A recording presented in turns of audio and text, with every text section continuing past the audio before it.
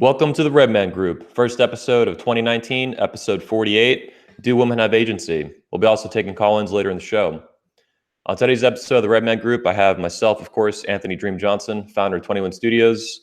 Also on the panel with me today, joining me, is Donovan Sharp from The Sharp Reality, Ryan Stone, fourth R of the Manosphere, Rollo Tomasi, godfather of the Red Pill and author of the Rational Male book series, and Steve the Dean Williams from The Man Mindset. Gentlemen, welcome to today's show. Hey, Happy New Year. Hell yeah. Happy New Year, guys. Do it.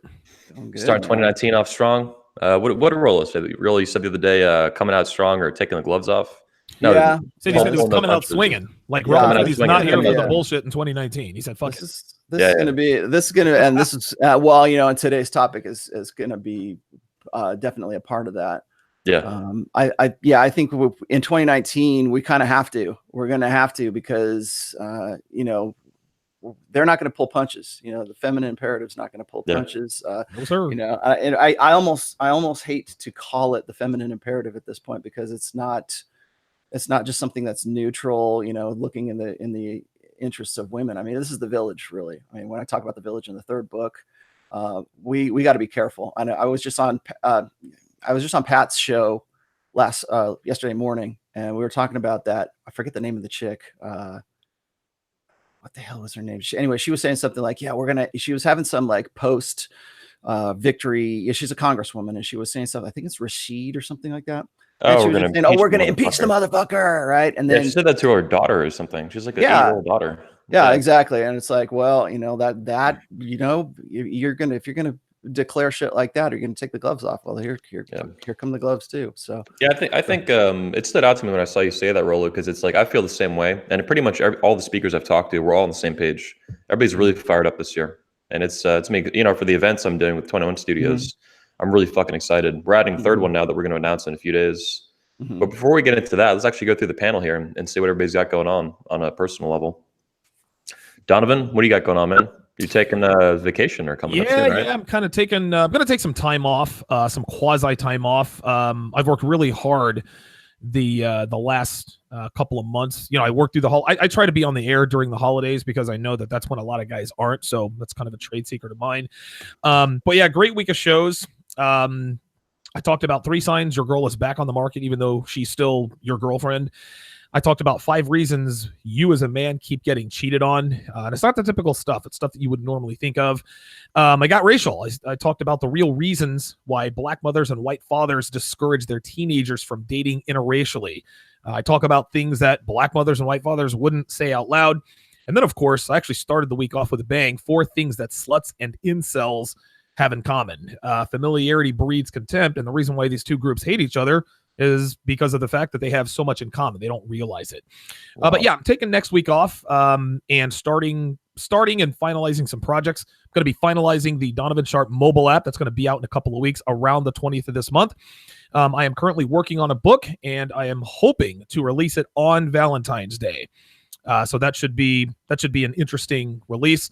And then, of course, I'm working on TSR merchandise, T-shirts, beanies, maybe hoodies, coffee cups, etc., keychains, all that jazz.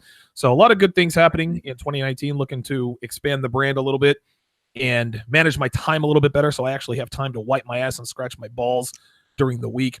So that's what I've got going on. I see you're also getting into the soap business, it looks like. Yeah, a lot of soap. I am, yes. Tactical soap. Yeah. Actually, I used it this morning. And interestingly enough, like as I was using it, my cock grew to like 15 inches. It was amazing. Yeah, and then when I rinsed it off, it shrank back to the 1.5-inch dick that I have. So yeah, tactical soap is the real deal, man. Absolutely. Yeah.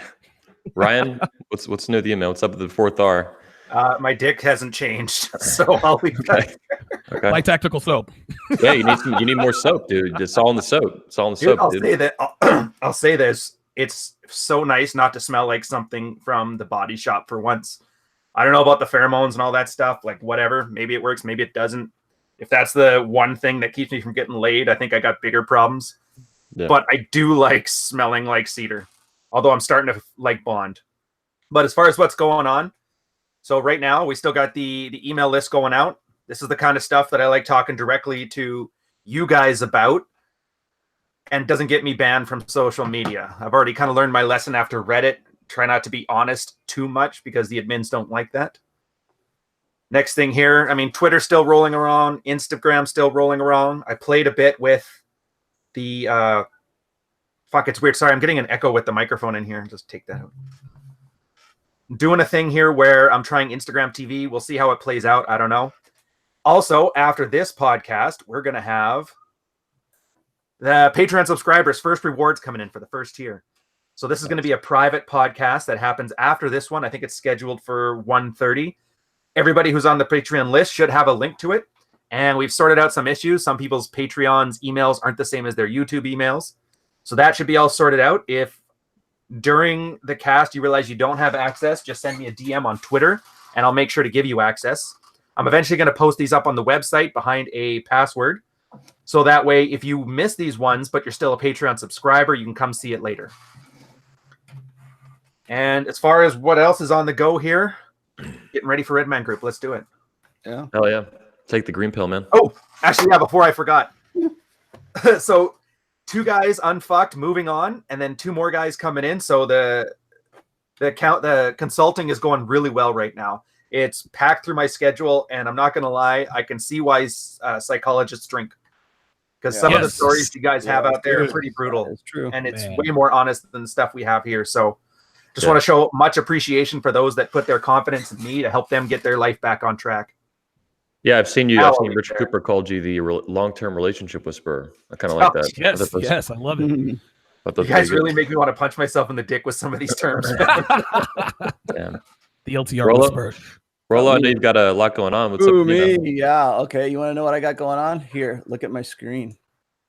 I have this dude, Rollo's camera's on point, man. I have this going on right now. You motherfucker! Look at that thing. That's my new ride. That's my new ride. I just bought this last week. I'm still waiting for a good dump, which we're supposed to have tomorrow. So look at that, dude. So I'm gonna be.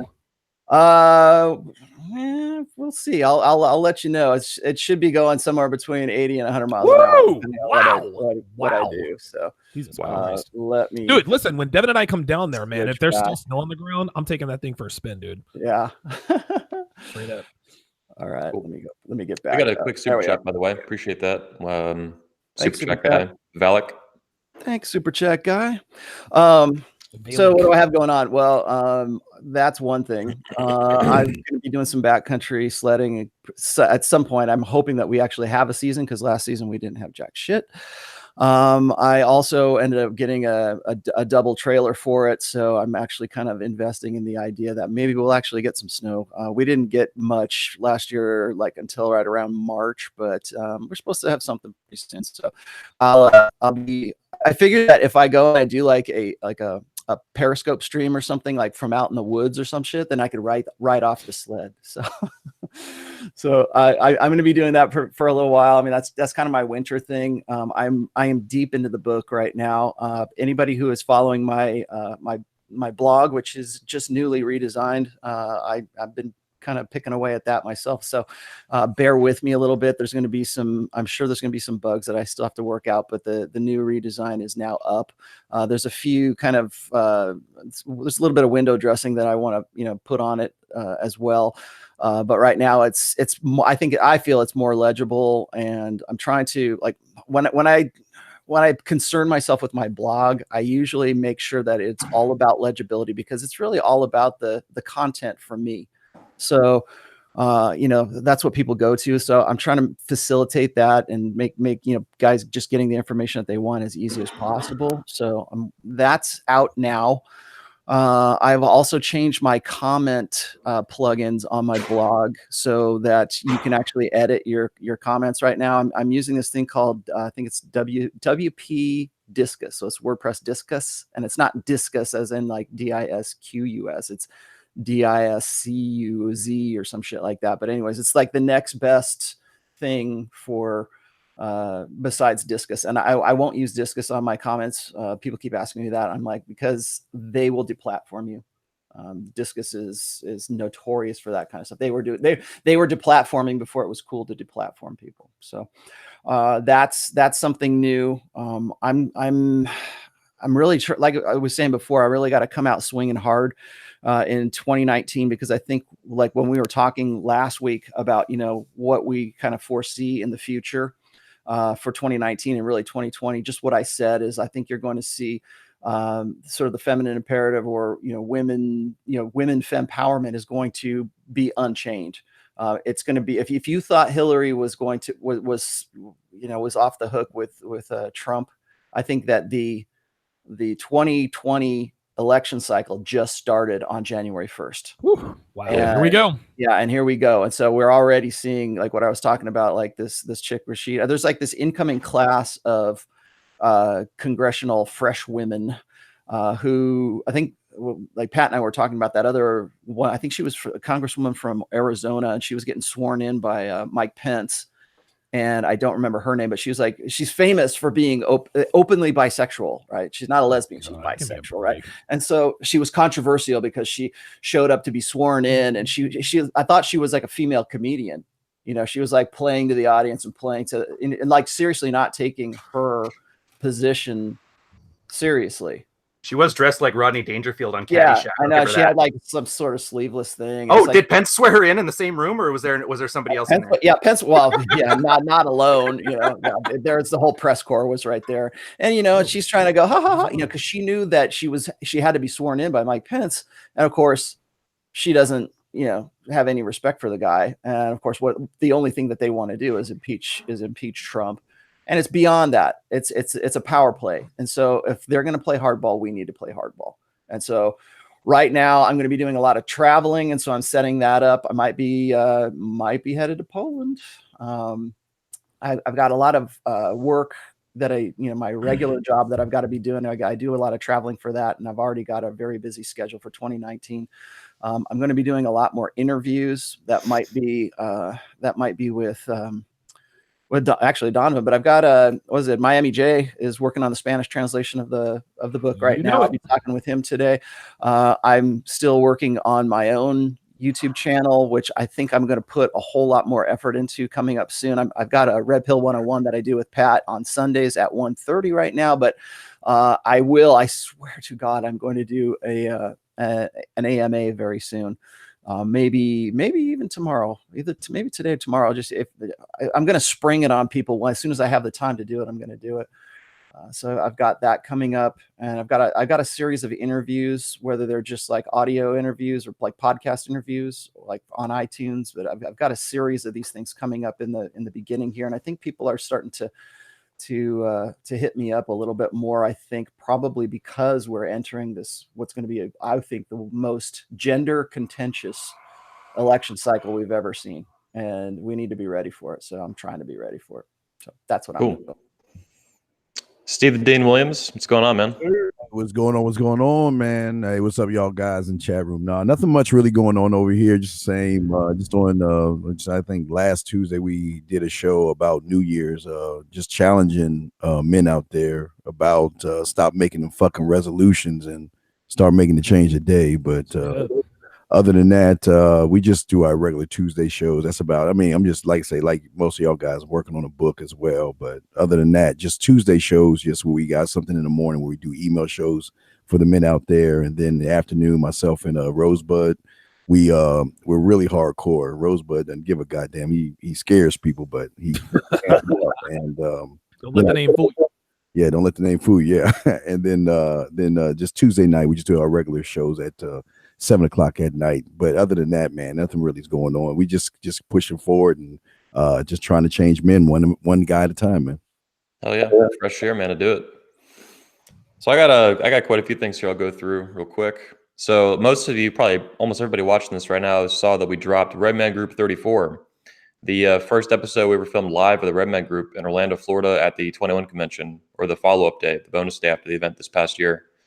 The footage came out beautiful. I was super happy with it, and I was really excited to drop it on 3 channels. We published it on 21 Studios. We premiered it. We premiered it on the Redman Group, of course, and then Richard Cooper posted it as well to Entrepreneurs and Cars. So we published that episode to well over 300,000 people, 360,000, 70,000, something like that. So that was really exciting. The video's taken off on all the channels. It's doing really well. People are really appreciative of the content. And obviously, it's a standard episode of the Redman Group, but it was in person, so I think that really amplified the conversation. I think we got a lot more content in, given the amount of time that the episode was. I think it was like 74 minutes or something like that.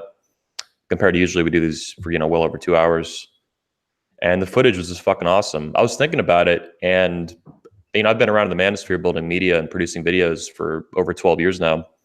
And I think that episode we just published is easily one of the highest quality content pieces ever created in the manosphere.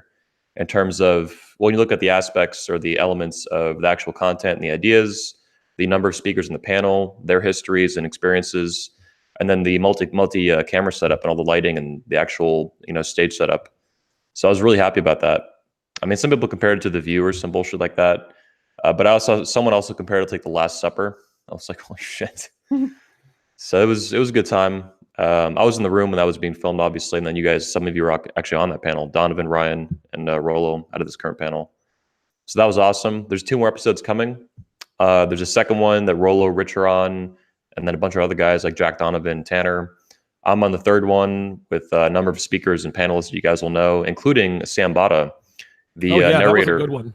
Yeah, the narrator for the Rational Mill. Yeah, that was pretty cool. Having him and George Bruno on at the same time was really nice. We had Drew Bay on there too, if I'm not mistaken. Drew Bay was on there. Yep. Yeah. Each panel had, I think, 7 guys on it. So each panel had 7 guys, and then it changed a little bit per episode, depending on who we needed to get on. But that day was just fucking epic, and filming that, and I'm so excited to get him out. It's one of the coolest things we've ever done, man. Yeah, 100%. And so episode 35 and 36 will publish the same way pretty soon. However, I have an even bigger announcement that's taken priority over those 2 episodes, which is that tomorrow on 21 University, world exclusive, we're publishing Rollo Tomasi's keynote address from the 21 Convention 2018, the State of the Manosphere. It was my favorite speech of the whole event. I even liked it better than my own speech, and I'm a huge narcissist, so that took a lot to pull that off. I listened to that talk more than any other speech in the event, and as you guys know, spend as much time as I can listening to the talks, but there's so much going on. It's usually I got to wait like everybody else for the videos and stuff. But I heard a lot of it. I really enjoyed it. I was really proud of Rollo, how hard he had worked to on podcasts and interviews, working on speaking. The improvement was from year to year. I'd never seen a speaker do that. Everybody typically improves incrementally, but that was a big step up for Rollo from 2017 to 2018. Yeah, I worked hard. I worked for a good time on that one. So yeah, and, and the reason I did is because I knew we would be having this discussion in January of 2019. Because and pretty much, what's interesting is not to interrupt you here, but I think what's interesting is people are going to go back to that speech and they're going to say, "What did Rollo get right this year?" And you're going to see little by little. I believe that all the stuff that I made, all the predictions that I said in that, I think you're going to see them come. Maybe even before we get 6 months in. Yeah. So a couple more things here with that, and then if you go to announcements. So the Rollo's keynote speech from the convention is dropping tomorrow at 21 University. There'll be previews and kind of highlight clips on YouTube immediately after that, as soon as possible. And then we will publish. So you can go to 21 University, by the way, in the video description, there's a link to join 21 University and support Redman Group in this video right now. You guys can all click that and make an account. It's free for the first month. Everybody to go join it and check out Rollo's speech. If you don't want to keep paying for the subscription, you can cancel it before 30 days. You don't get billed. But in addition to that, we will always, I make a really, really deep effort to publish almost all of our content, like 99% of it, free to the world. And that includes the Redman Group episodes that we filmed, obviously, and then also the speeches. We publish almost all of them every single time. That includes Rollo's keynote, so you can get advanced access to it at 21 University. It's starting tomorrow. But about later in the month, basically about 3 weeks from now, we're going to publish it on YouTube as well, the whole full thing for free after the previews and all that stuff. And I'm really excited for that too. I think it's going to be like dropping a bomb, like a Moab, mother of all bombs on YouTube. And the speech is that good. And when you add the filming quality, the lighting, the setup, the staging, it's just going to be really powerful. And just like you're saying, we'll see the predictions come true, yes or no, over time. But just the content quality of it and putting it out, I'm super excited, man.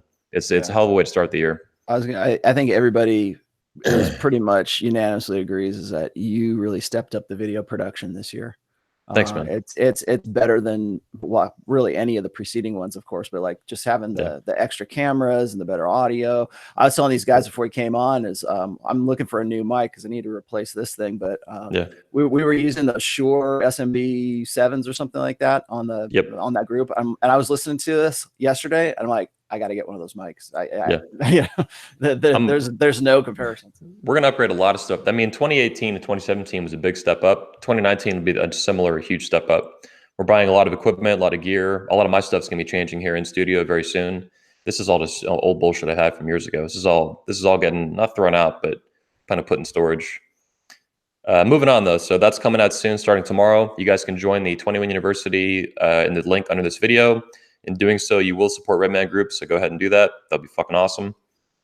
Third thing here, January 9th at 9:30 p.m. Eastern Time on Entrepreneurs and Cars. I'm doing a huge announcement for a couple different things, including a surprise third event for 2019. Oh, Big fucking deal. And that's going to be a live stream we do on Richard Cooper's channel, Entrepreneurs and Cars. That's January 9th, 9:30 p.m. I'll be on there. Rollo will be on there. Richard Cooper, Hunter Drew, and George Bruno. And we're going to be talking about that as well as some other Redman Group major updates. So tune into that and stay tuned. You'll get all the information that's going on there. But it's a very big announcement we're making for 21 Studios in that live stream with the whole third event for 2019. In addition to the two main events we'll be doing in Poland in July and then Florida in the fall. Those are the main events still, but there's a third event that's auxiliary to that. And that's going to be, you guys know about here on the panel. We've all talked about that in private. And I'm really excited for that one too. It's going to be fucking, I was actually touring venues yesterday, meeting with hotel managers in Orlando, going through all the venues and everything like that. We're picking out new ones, a whole new area. It's going to be, there's so much going on. I haven't even told you guys. Like it's just going to be beautiful here. Beautiful. Triggering, the feminists, publishing the videos. It's going to be awesome. Last thing is, kind of what Rollo mentioned that, so we're doing the convention in Poland in July. We'll be making more announcements in the weeks and months to come. But in addition to that, I'm going to be going there with my film team to do a scouting trip. And it looks like Rollo might be joining me. We'll have more announcements on that soon. We make some decisions on that. But that could be a big deal. We might even do like a free event or inexpensive event for the guys there. Kind of like a, the pickup community we used to do like layer talks, we called it. It's like a horrible name, but basically you'd find like a city with a group of pickup guys that had a local like a meetup group going, and you'd speak to them. So I might be setting that up pretty soon. And if you live in Poland or nearby, it'll be worth going to for sure. I'll be there. Rollo might be there. Let me just really quickly interject. This is that I have a Polish translation of the book that I think is probably one of the best. Well, it's a very nice hardback book right now. Yeah. If you read or speak Polish, that's something. We have a big following in Poland. I had no idea we had until I had those guys approach me about doing the translation for the Polish translation. And then I sort of woke up to the fact that we have quite a following in Poland. So get woke, don't go broke. Yeah. Yeah.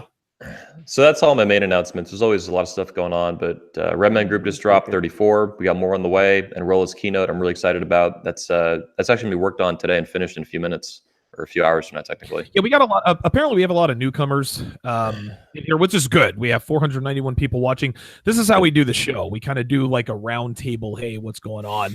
I know that a lot of guys who consume YouTube content are used to, as soon as it starts, the guy sits in front of the camera. Okay, let's get right into it. That's not how we do things here. We run and again, we understand that this is not something that you're used to, but this is how men do things. We're not girls, we're not millennials, we're not ADD. There's a certain way we do things, and this is just how it's done. So everyone be patient. We're going to get into it. Just, keep your panties on, and I promise you're going to get what you came for. Before we get into today's topic too, everybody watching live right now, there's 492 of you watching, and there are not 492 likes on the channel. So everybody watching, smash that like button like it's the matriarchy. Like it's the feminist imperative. There we go. Okay. She's a slut at the casino. Last thing too here, we also have Patreon for the Redman Group still. So even in spite of all the controversy and stuff going on with it, we are still on Patreon, and we appreciate your support there big time.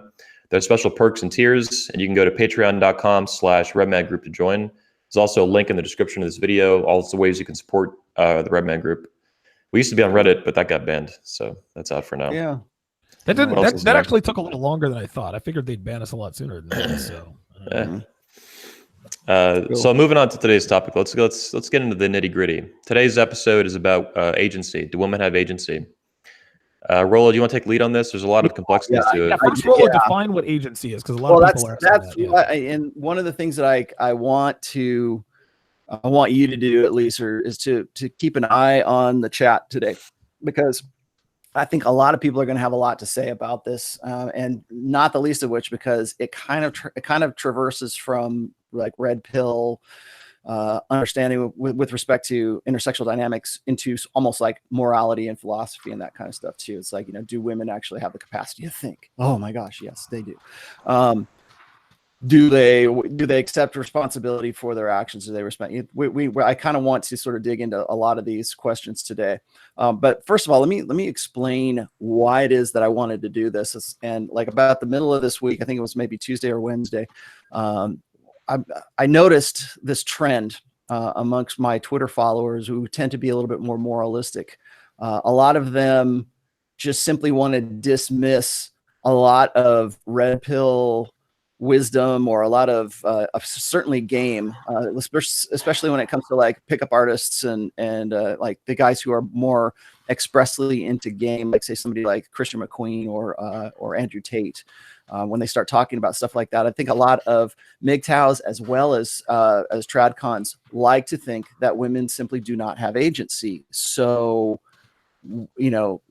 everything is men's fault because women can't be trusted to make decisions for themselves. So men have to make those decisions for those women. And I think that this is kind of like almost like sort of an old school understanding of women, but it's also a new school because we also now have a better understanding of sort of the female psyche and female nature. And with the rise of the internet and with our better ability to sort of like compare notes in the manosphere, I think this has sort of given rise to this idea that women do not have agency. And so a lot of guys just convince themselves that women don't have agency. So why bother? Either treat them as if they are automatons, treat them as if they are children. I think one of the things I've read is that women are the smartest girl, or the smartest person, or the smartest teenager in the house, or something like that. Yeah. And that they simply don't have that agency. And then I get this from two sides. Okay, so there's like the moralist sides who want to say, well, in the Bible it says that, or the Quran, or wherever. Like I want to just pick on Christians because every moralist within this sphere likes to think pretty much along the same lines, is that women cannot make decisions for themselves. Men need to step up and make decisions. And so I get that. And then I get the other side of it, which is, forgive me here, but the MGTOW side of it is that women don't have agency either. And therefore we need to take their rights away. And that would just solve the problem. But the thing and this is really weird because it's sort of a marriage of these two, because tradcon moralists and MGTOWs don't agree about much. But on this thing, I think that they do, is that women don't have agency, that they don't have the capacity to make decisions for themselves, or that they are ruled by their natural impulses. Right, they're ruled by their solipsism. They're ruled by hypergamy. They're ruled by things that are simply out of their control, and so therefore they cannot be trusted to make those decisions. Ergo, we must take the rights away. Ergo, men have to take responsibility for women. Now, I'm going to I'll post the link here and we'll put it in the description later. But I wrote an essay called "Our Sister's Keeper" to address this, and that was almost like 3 years ago. I think maybe even 4 years ago that I wrote that. Because of exactly this same topic. And so I really kind of wanted to put the question out to guys in the chat, or if you want to call in, we'll start taking call-ins here in probably another half an hour, I guess. And if you want to put a question in, or you want to have a comment, feel free. I'm going to pay attention a little bit more to the chat for this particular show. However, I think what we need to start looking at here is, do women have agency? That's really the title of this show. So I kind of wanted to just make those comparisons, because I think that dismissing women's behavior is just the same as believing in, say, like predestination or like a determinism. But it's either biological determinism or it's predestination if you want to approach it from a moralistic standpoint.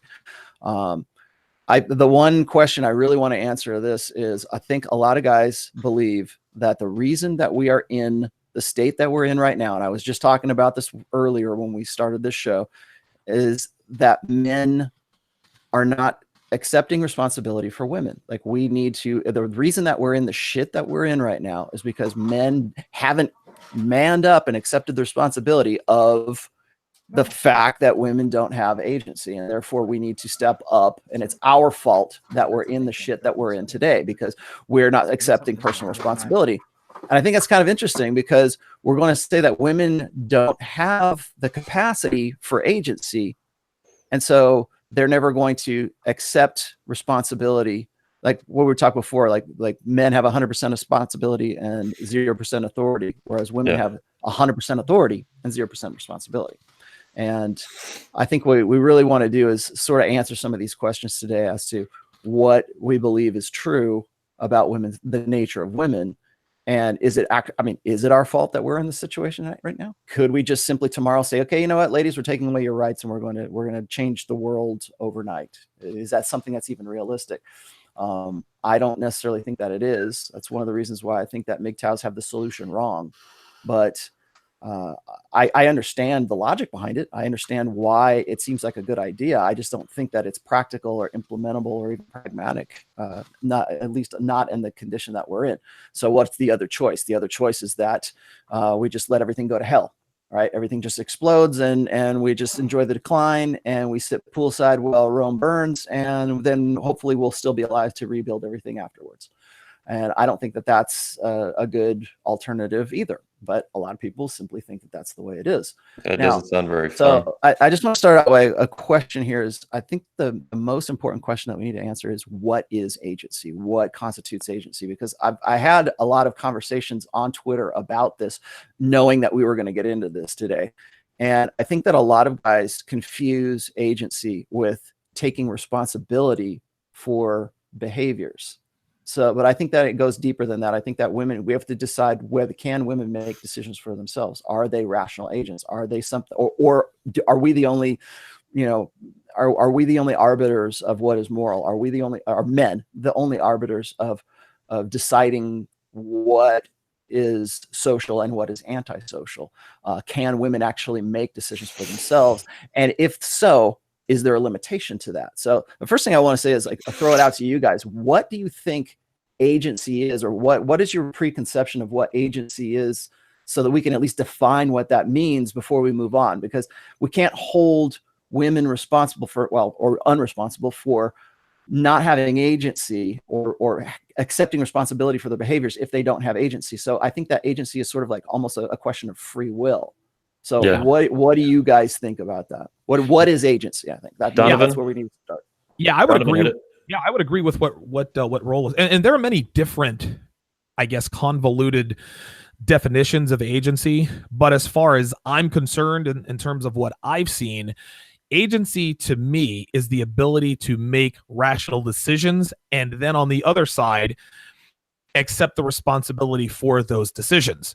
The reason why we are having this discussion now, do women have agency, is because they're not taking responsibility for their actions. So this leads us to believe, well, wait a minute, if they're not taking responsibility for any of their actions, do they have agency at all? Here's how it goes. Going back to what Rolo said about MGTOWs and tradcons. MGTOWs say that women don't have agency simply because they're angry. That's all there is to it. Repeal the 19th Amendment, take away women's voting rights, blah, blah, blah, blah, 1950s, all the rest of that. Tradcons say that women don't have any agency because they would like to believe that they don't. And the reason why they do is because even in the tradcon world, women have still taken over. Look up the story of Holly Fisher. She was a tradcon. Guess what? She fucked some military douchebag while her husband was away. So again, they're still making bad decisions even in the tradcon world, but they don't have agency. I'll define it like this. Women have agency. They claim to have agency when they don't have the ability to blame shift. They pretend not to have agency when someone else can be blamed. I'll give you a couple examples here. So for example, if a woman gets a DUI, right? She can try to say, it's not my fault, it's not my responsibility, but nobody believes her, not even herself. She's really trying to convince herself. For example, well, the alcohol was spiked. Alcohol's supposed to be spiked. Well, the cops had it in for me. You're a white woman. Cops don't have it in for white women. Well, it's been a while since I drank. Okay, so you don't know your tolerancy level. There's nobody to blame but herself. So at that point, she has agency and she will accept the responsibility. Here's the second example. The second example is this. She gets pregnant and it's not her boyfriend's or husband's. Now, all of a sudden, she can claim that it's somebody else's fault. My boyfriend wasn't attentive to my needs, and, Kevin in sales understands me. Or I was raped, he raped me, etc., etc.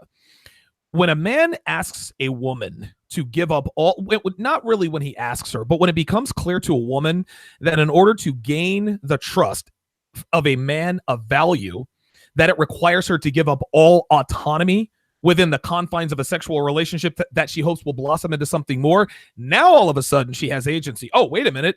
I've got to give up all autonomy. Oh, no. I'm a woman of agency. I do what I want and I make rational decisions. Here's my last point. With regards to sex versus relationships, and listen closely, women have agency when it comes to relationships, but they have no agency when it comes to sex. Here's what I mean. Rollo famously said that men, we are the true romantics and women are the pragmatists. And I agree with that to a point. Women are, they're not really romantics in any sense of the word because everything they do is on a biological level. But when it comes to sex, women are not rational at all, nor should they be. This is evolutionarily necessary. Women want to fuck the guys who look the best genes, square jaw, 6'4", blah, blah, blah, blah, blah.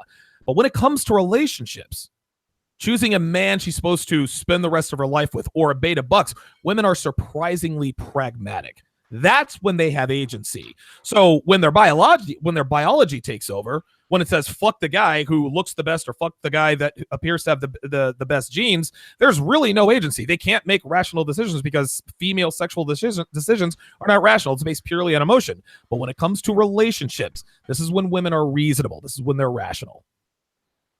Ryan, you want to hop in? Yeah. All right. So I'm kind of with Donovan on the blame shifting part of it. And so I don't like saying agency. I don't think that's the right question here. So except as far as girls accepting responsibility for their actions, I don't think they're wired for it. And I think that's a feature, not a bug. Because, I mean, if you consider it, about anything over 100 years ago, if a girl didn't have the support of her community, she was basically dead in the water. No hunting bears for food. No defending yourself from the roving hordes of Mongols or whatever. Right. And that's been going on since, I don't know, Paleolithic times, Neolithic, all that stuff. Best example I can think of this one was just a simple conversation I had with the wife. Love the babe to death, but I was just asking, have you seen my camera? I'm looking for my camera. And she goes, well, I didn't take it. And right there, that tells you everything you need to know. Wow. All you said was I'm looking for well, I didn't take it. I didn't. Yeah. That's a great example. That's a great example. And here's the thing. Yeah. And here's the thing. So that's great. That's consistent. That's something you can work with. So I don't even consider it a bad thing. What I do consider a bad thing is when a guy goes into that expecting her to act like him with tits and then be surprised when she doesn't. Like, right. It's not as if they're very consistent. Now, ownership, in this case, it's a risk. And things that are risk tends to fall under a man's purview. Like I said, women need that community. Guys, we can have, and this is a military example I'd have. Some of the best thing you can do to advance your career is get into trouble, fuck something up, and then fix it. Swear to God, most of my conversations that involve me getting awesome PERs involve me walking up to the boss like, hey, yeah, this circuit went down or this thing happened, and this is my plan to fix it. We're getting started now, and we're this far. You should have it done in 20 minutes. Wow, that's amazing. Thanks. So now I'm not that guy that's screwed up who needs to take acceptance of ownership or agency or whatever. I'm now the hero of the story.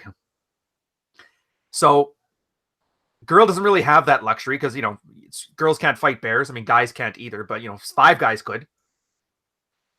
And I'm not going to get into the science of it because I can feel the testosterone running out of my body as we speak. So I think, so I think a better question is, can a woman make a choice that's at the expense of her personal ability to thrive, but for the benefit of her family or tribe or however you want to define that, when there's not a consequence there to encourage it? And I would say no. To drive the behavior. Yeah, which is fine. And that's the thing with the whole turd flinging monkey where he talks about responsibility without authority. So the consequence is gone. It's not coming back. You can't get it voted in. Just accept that's the new ground rules. It's fine. So now guys, on the other hand, we're kind of hardwired for it. And that's why you have that army of PragerU, traditional conservative guys who think vetting the high, and they talk about high quality woman unironically. And they're willing to take on all kinds of plow horse. Like, I'll light myself on fire to keep you warm. I think you touched my dick once, so I think you deserve it. Now, I'm not going to get into the science on that either, because that's simple science, dude. Come on. It's basic science. How do you not know this? So I will say yes, as far as the agency question goes, no, but not in the sense that we think it is. And it's not a bug, it's a feature, and it's your own goddamn fault if you're still fucking up when you know it and it's right in front of you. I'll leave it there. I have a few comments on this I wanted to drop. One is I love the title of this today's episode is like really simple, to women of agency, but I think there's a lot of complexity to that, and we're just now starting to tap into that, with Rollo's introduction, then Donovan, Ryan. But it's, because I'm the title, I feel like it's almost oversimplifying the concept, because there's so many different avenues to it. One of the questions I posted before we even started the episode today was like, what is a father's role in developing or instilling agency in his daughter, and responsibility and understanding consequences? That, because I've my theory for a while, very loose theory, is that women are not, like you guys are talking about, they're not hard. There's a feature, not a bug. There's hardwiring. There's different psychological differences. There's differences in psychology between men and women, obviously, and a lot of them, and they're deep. But I am very skeptical that women can just be born, be raised by another woman, say a single mother, obviously, and develop agency and develop an understanding of responsibility and consequences, just like Ryan was just saying, without a father around, a strong alpha father of some degree. Rollo calls himself a lesser alpha, for example. That's just one example, though. But yeah, I'm very skeptical the woman can actually develop this psychologically, like mature into an adult that actually has those personality traits. Because I'll tell you right now, I've talked to thousands and thousands and thousands and thousands of women at 30 years old, and it is exceedingly rare you see women take responsibility for things in what appears to be genuine. And even then, you still need to question it from a red pill perspective. My second comment is, at risk of stating the obvious, I think we're still at the beginning stages in Western civilization of understanding the psychological differences between men and women.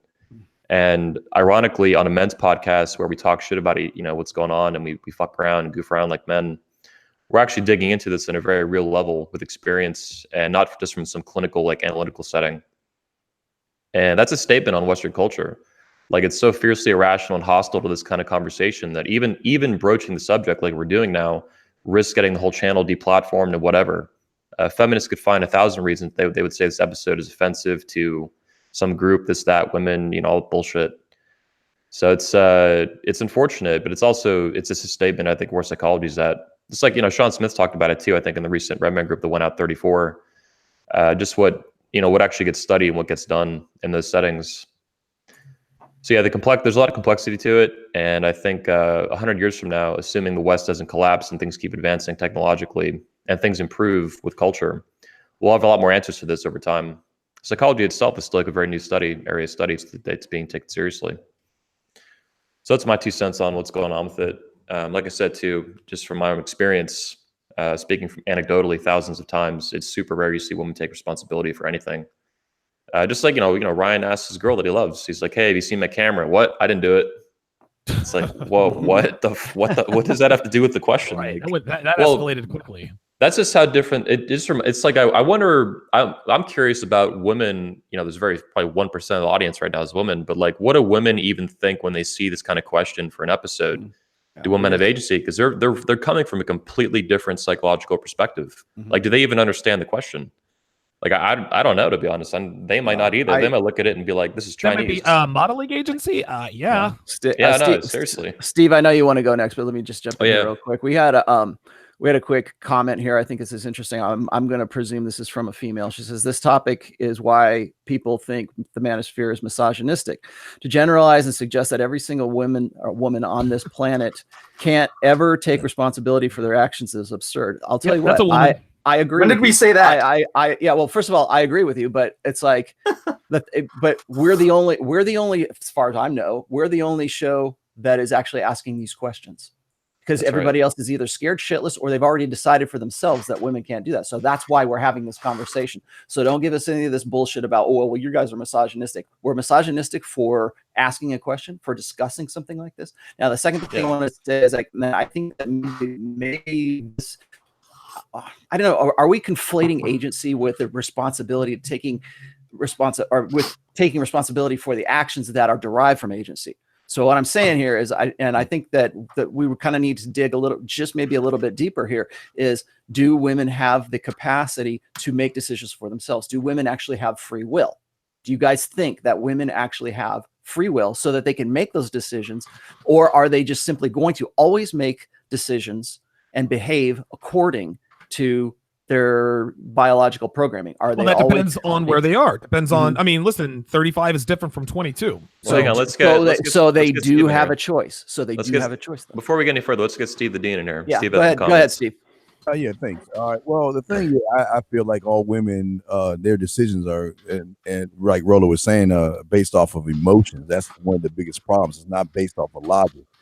I feel like women do have agency and responsibility and some accountability to men when they realize they can lose something.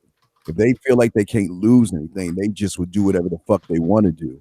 I believe that a woman will follow and stand by the rule of a man, like Ryan was saying over there with his girl with the coffee mug and everything. But the key word here is man. You know, it's funny how a woman won't just if you think about the job, okay, it's funny how a woman won't disrespect the boss. She won't disrespect the CEO or the president of the company. She won't treat them like she treats her man. And when you think about all that right there, it's because the thing about a business is that it has a motto, a legacy statement, a mission statement. It knows what it is before the woman even walks in the door. The business doesn't create its statements based on the person coming in the door. The person coming in the door has to understand that this is who I am. This is a standard. This is the narrative. Either you're going to rock with it or you're not. Get off the boat or whatever the fuck it is. But the thing is, when a woman walks in when a woman meets most guys out there, they don't know what they want themselves sometimes. Now, the guys on this panel, you guys are the company. You are the mission statement. You're the legacy statement. You're the motto. So that means when a woman meets you, she knows that you're different from everybody else because you're not going to put up with. And that's the key thing. A lot of women out there will see what they can get away with because I'm sure all y'all know women are always going to test to see what they can get away with.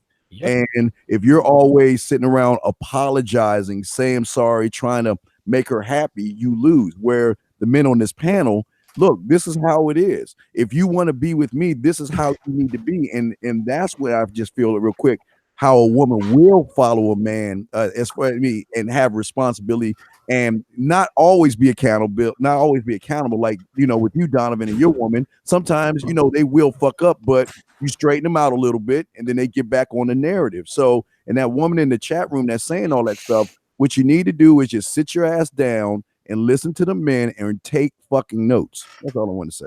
Yeah, men are talking too. She's one sec, just a quick shout out to what was his name? We got 2 super chats here. One's $12. It was a little while back. Sorry, it took us a second. King Nick, thank you for the support, brother. Thank you. Second one is from Redman Anonymous, $10. Is the cock carousel pre-programmed and women just have to go through it, either when younger or older, when they feel missed out, or is it socially influenced? I think he just asked, is it nurture nature? Yeah, that's easy. That's just got another one too, I think. Yeah, listen, the cock carousel is not in a woman's biological makeup. The cock carousel is programmed into her by feminism. And the reason we know this is because this is the main reason why women reduce their notch counts. Women talk all the time about how it doesn't matter how many men a woman has slept with. Oh, it doesn't matter. Men are the same as women, blah, blah, blah, blah, blah. Really?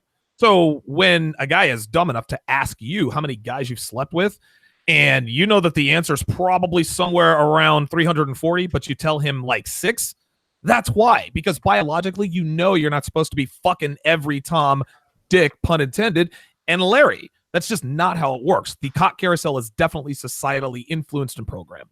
Easy answer. I think the cock carousel exists because of where we're at right now societally. There was no real, I mean, certainly not to the degree it is right now, but there was no real cock carousel prior to the sexual revolution. That the cock carousel jumped into being once we unfettered hypergamy.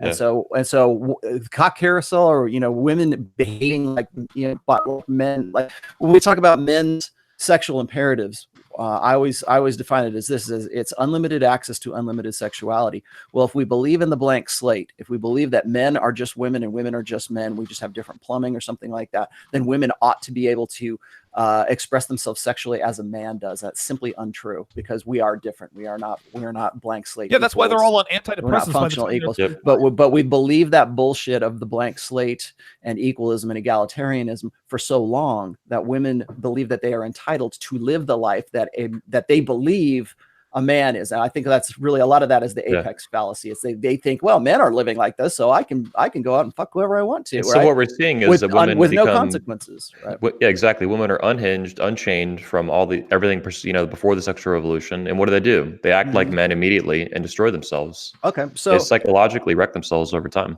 Exactly. No, just getting back to the point here, though, it's like, so, and I threw this in there. So somebody said, women have free will. She just chooses what is best for her.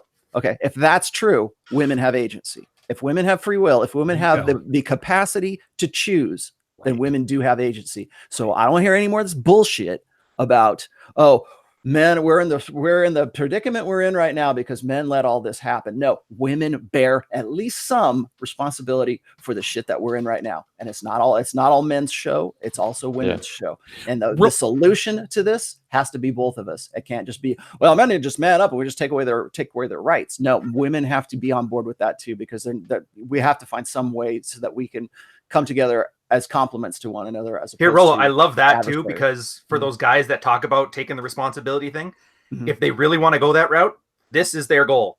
I think it came back from, you missed this, or no, you were on that one. Do you remember the guy who asked Donovan and I how to rebuild the white race back in like 20 podcasts ago? Yeah. Wow, that was something. Hey, our answer was good. And I think as far as guys who want to take responsibility, here's what you do. You have to be her best option. If you guys really want to do that, hit the gym, start having a little bit of an edge to you, start being her best option, because a girl will act right if you're a man who's worth a damn, and other girls would want to take her or take you from them. So that'd be the first step. I won't say that'll solve all the problems, but it'll get you way further along than it would be by praying to Jeebus. And doubling down and going to church and then, shooting your family in the knees on some rage. But see, that's where these guys kind of drop the ball, I think, because the presumption is that women can't control themselves. Women can't have, they don't have agency.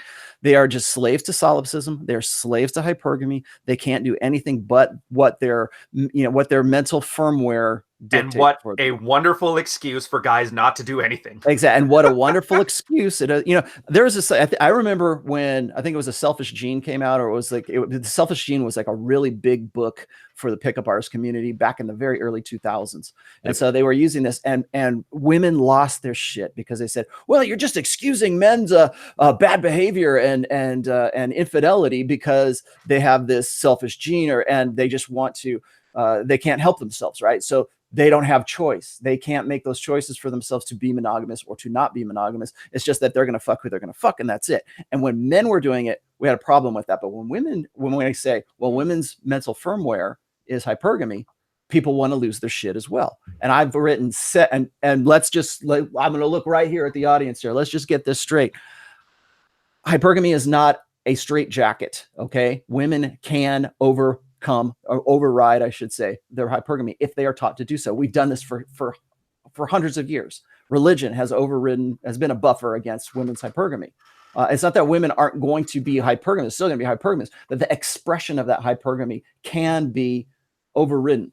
Solipsism can be overridden. But how much of that is self-driven though? I would say, I think it's like, given that's one of the reasons why I say that after the sexual revolution, we unfettered hypergamy, and we just said, okay, women, self-police yourself, police your own police the worst atrocities that are going to result from this unfettered access to hypergamy. And when we give women power, we find that the first thing they do is legislate into law the best interests of optimizing hypergamy. That's why we have hate crimes for God forbid, these poor beta guys who want to approach somebody, a girl on the street. They try to do gay game, and they end up with a hate crime, or a sexual assault charge if they're in the UK or whatever.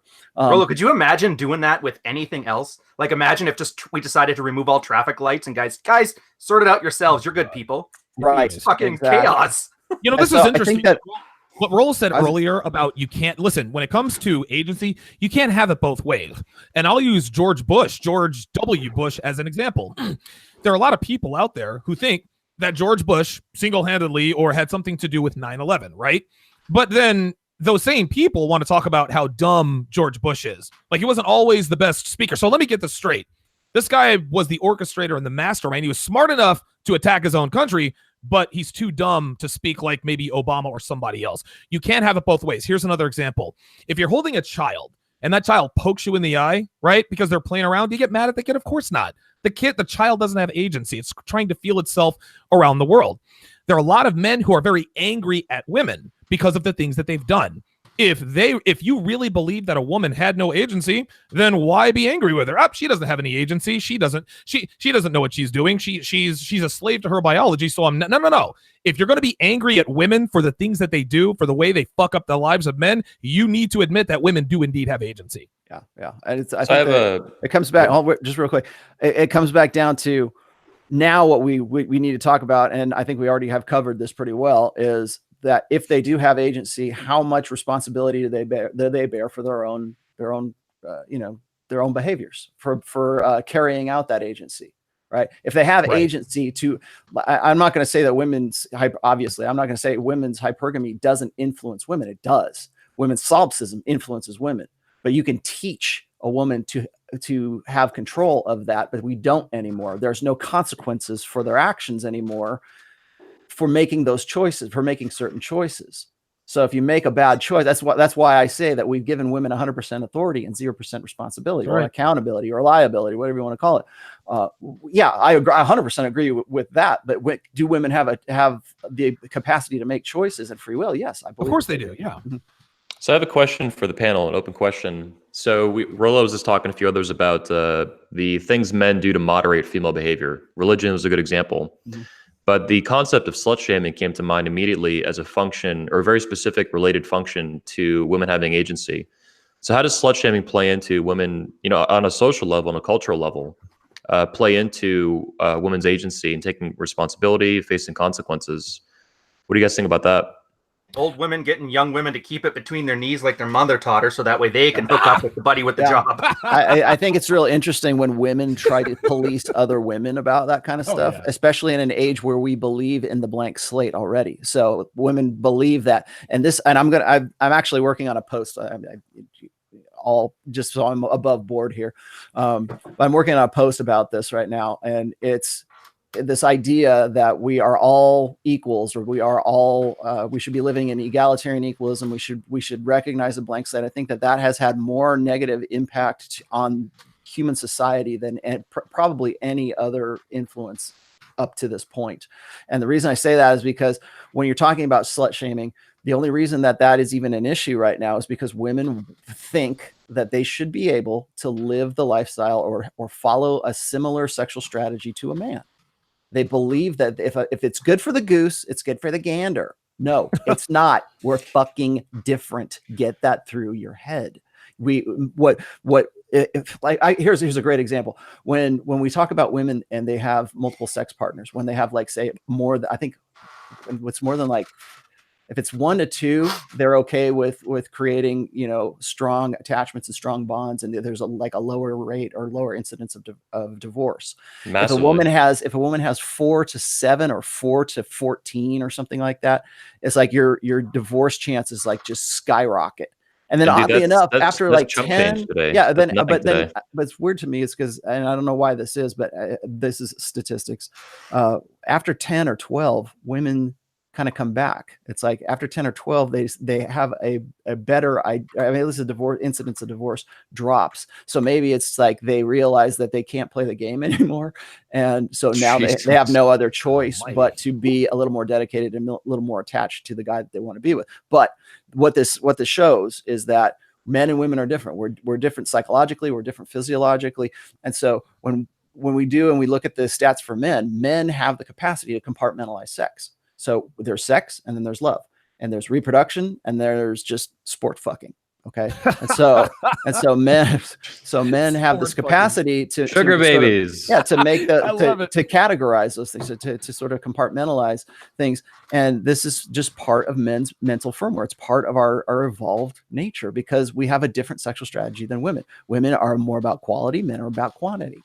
Men want unlimited access to unlimited sexuality. Women want alpha fucks and beta bucks, and those things are two different things. And if we're going to say that men and women are the same, and that women can cross over and just live the sexual strategies out of a man without any consequences, is ludicrous, because they're simply not, the mechanics of it simply don't work. But they're still going to believe that, because we believe in the blank slate, because we believe that we should all be equal, and a man should get in touch with his feminine side, and a woman should get in touch with her masculine side. And part of her doing that is her attempting to have unlimited access to unlimited sexuality, just like a man should. And they can't get away with that. And then they find later on that they're slut shamed for that. That and not just, I think the biggest purveyors of slut shaming is not men, it's other women. Other women will shame them more. And here's the other thing, and just to finish this point off, is that shame works.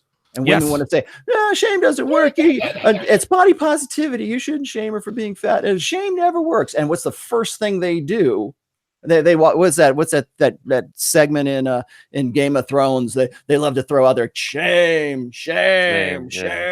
Well, Rollo, what's the reason that shame works on women? Because it works I think it works a lot better on women than it does on men. Great. I think it works great. That's a good question. I know why does shame work more? Let me put my theory out. My theory is that women are obsessed with reputation. Shame is a direct attack on reputation, like super blunt. Yeah, but why is that effective though? And I think that the reason for that is because it's sexual. They're women, but it's also sexual disqualification. It's saying that chick over there is not a good long-term prospect for you. You shouldn't settle down with her. You shouldn't have kids with her, because she's going to leave you, and because she can't be trusted to keep her legs together. And so, gentlemen, you will never know if the paternity is actually yours. Quick interruption there, Rollo. We had a super chat from Temujin. Okay. Sorry, it just disappeared off the thing. I got to scroll it up. We also got Red Man Anon. I've actually got it. There we go. Women have agency to make decisions, but only based on emotion, not rationale. Men are responsible for their emotional decisions. Women should be too. As far as should, shit in one hand, wishing the other, see what feels first. Second one from Red Man Anon. I spin plates, but not gonna lie, I sometimes feel like I'm ruining these women for other men. How do you guys deal with it? If CC is influenced by feminism, it just feels like I'm contributing it to indirectly.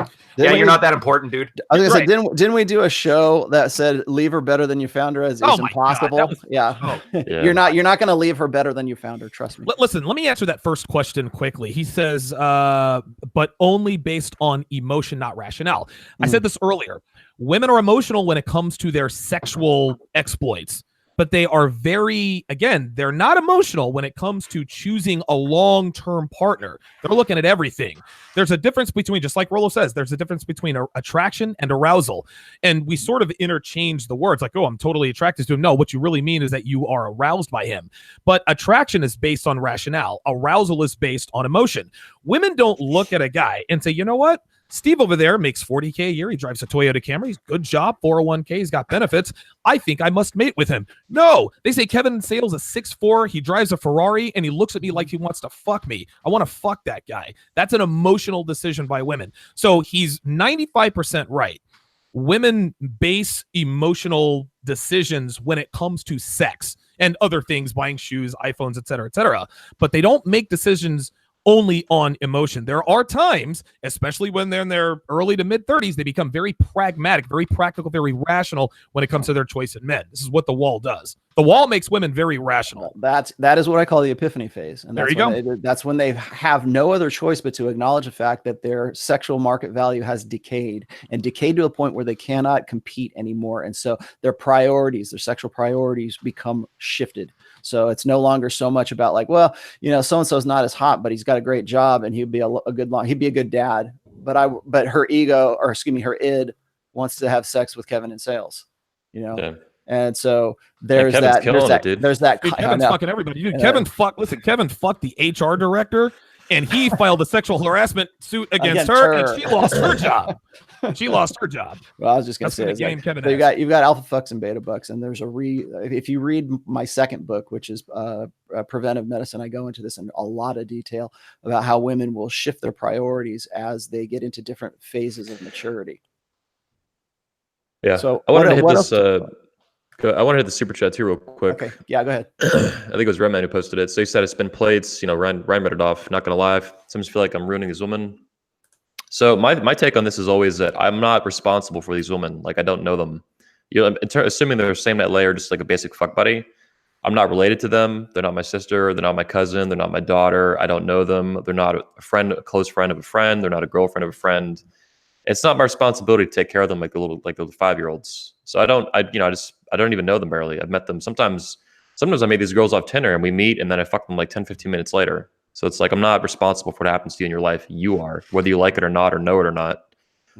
Second thing is women that are involving women that bang men of the manosphere, whether or not they know it, and they probably don't, they're a lot better off than banging like natural alphas who have been to prison a couple times, who have a couple baby mamas, who are legitimately violent and unhinged, or have like a really bad temper, who are just like, you know, legit abusive, or at least that's the direction these guys. That women are attracted to that shit, right? Guys in the manosphere that have developed these personality traits on purpose, we're a different breed, and women don't know that, and they don't care. They just they're at the finish line, fucking the winners, right? Whether those winners have 14 tattoos, have been to prison, or whether there's some alpha badass running like a lesser alpha running a business or an author or whatever. So I think if anything, women are a lot better off banging guys out of the manosphere, riding those dudes' dicks, than just the whatever natural chat thundercock they run into at a bar, who knows what kind of fucking problems and shit that guy's got going on. That unhinged shit is what attracts women, right? Or at least the presentation of that. It's better coming from a dude who's doing it on purpose with awareness and has developed it and is otherwise a pretty balanced dude, versus the natural dude who's just totally unhinged top to bottom. And then because they can't differentiate, they don't know and they don't care. No. I just want that's what comes to mind. I just want to talk about that last the super chat that was before that about emotional responsibility versus rational responsibility. The problem is that women's emotional decisions have real world rational impact in real life, right? So it's like if they make an emotional decision, and I do agree with that. I've written several essays on the how our cognitive process is instinctual, emotional, and then rational. Women tend to prioritize, well, we all prioritize the instinctual when it's a survival situation, but in regular everyday life, women prioritize the emotional, cognitive mechanism before they engage the rational side. Men are the opposite. Men tend to, unless they've been taught not to, tend to prioritize rationality over emotion. So it's like men are making decisions based on, available information, and then they kind of have to sort out how they feel about it. Women, on the other hand, tend to have an emotional response to something, and they register how they feel about something. And then maybe if we get that far, they start, a rational cognitive product. Well, what do I got to do in the real world? How can I make this work? And hopefully that's going to influence their decision-making process. But I think that in this day and age, we have coddled women's emotional process to the point where, and we don't hold them responsible. And I do agree with this part, is that I don't think that men hold women equally responsible. Like we were talking about, I keep getting this question from guys who want to ask me about all of these teachers, these cute white teachers who are anywhere between 24 and 34 years old, and they're having sex with 15-year-old students. Yeah. Right? And they want to get women. That's the rational response for guys. Like, I wish I would have had a great teacher like that when I was a kid. But the thing is they're still pedophiles. Technically, they're pedophiles. Technically, they're rapists. I mean, by the law, by the rational world law, but we don't statutory think about rape. Statutory rape, but we don't think about that, and that's trickled down into the legal process. So we don't hold women responsible for the same exact crimes that we do men. So if it had been a man who was, say, 24 to 34 years old, and he was having sex with a 15-year-old student girl, we make him a sex offender and we've put him away for a very long time. And we don't just give him a slap on the wrist and say, hey, don't do it again. I saw a post yesterday on the men's rights subreddit on, Reddit, a couple 100,000 guys. It was one female teacher banging two 17-year-old students in her class at the same time. She got gangbanged by these two students, basically. Wow. But she's statutory rape though, and she got like 6 months of prison or something. Listen, that'll probably get. And then I think it was DD. I think it was DDJ was saying that if a child is a result of that, those kids are responsible for child support if she has the kid. Usually, that's crazy. Listen, hold on, real quick. Let me just interrupt. And I know this might sound kind of weird, but to me, when I find out that a hot 27-year-old teacher has sex with a 16-year-old boy, me personally, I'm not outraged. I'm not the guy who's going to be like, oh my gosh, he took advantage of him. No, listen, maybe I'm out of line here. Maybe I'm not up with the psychology, but I don't really take that as seriously. And this is the difference between men and women. That 16-year-old boy wanted to fuck the teacher. Yes, I just don't know that it has the same negative effects on boys when they fuck their teachers than with girls if they have affairs with their teachers. Yeah. So am I wrong in saying that I don't really take that seriously? I'm like, you know, I think that the reason you think that is because men and women are different. Your sexual imperative is unlimited access to unlimited sexuality. And if it's a hot girl and the guy's young and he's getting after it with his teacher, we tend to go, hey, yeah, right on, dude. Yeah, but right. If we're going to have equal jurisprudence or equal effect under law or whatever, we have to at least punish those women as if they were committing a crime that a man. Yeah, I wanted to comment.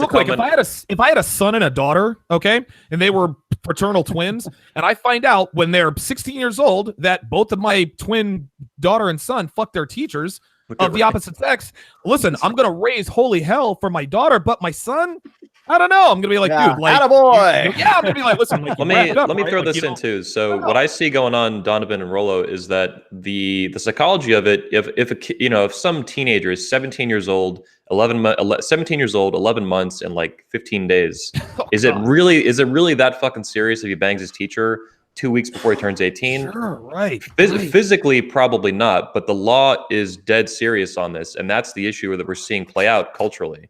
We're not taking the law seriously in the exact set of circumstances. These women should be punished the exact same amount the men would, if you flip the roles around. That's the issue, and I don't think that the psychological differences should matter for the law here. The law is the fucking law, and it's really fucking serious. Yeah, and sorry guys, two quick super chats. One from Jay Robertson, 3469. RMG is better than church. Here's my tithe. Thanks for that. Second one's from Randy Perch, which is £5. He says, thoughts on the Sigma male, and does it exist, or is it a Gamma Omega male fantasy? Sorry, say Rollo, you like the socio-sexual hierarchy? Say that one again. Thoughts on Sigma males, or is it some Beta or Gamma Omega fantasy?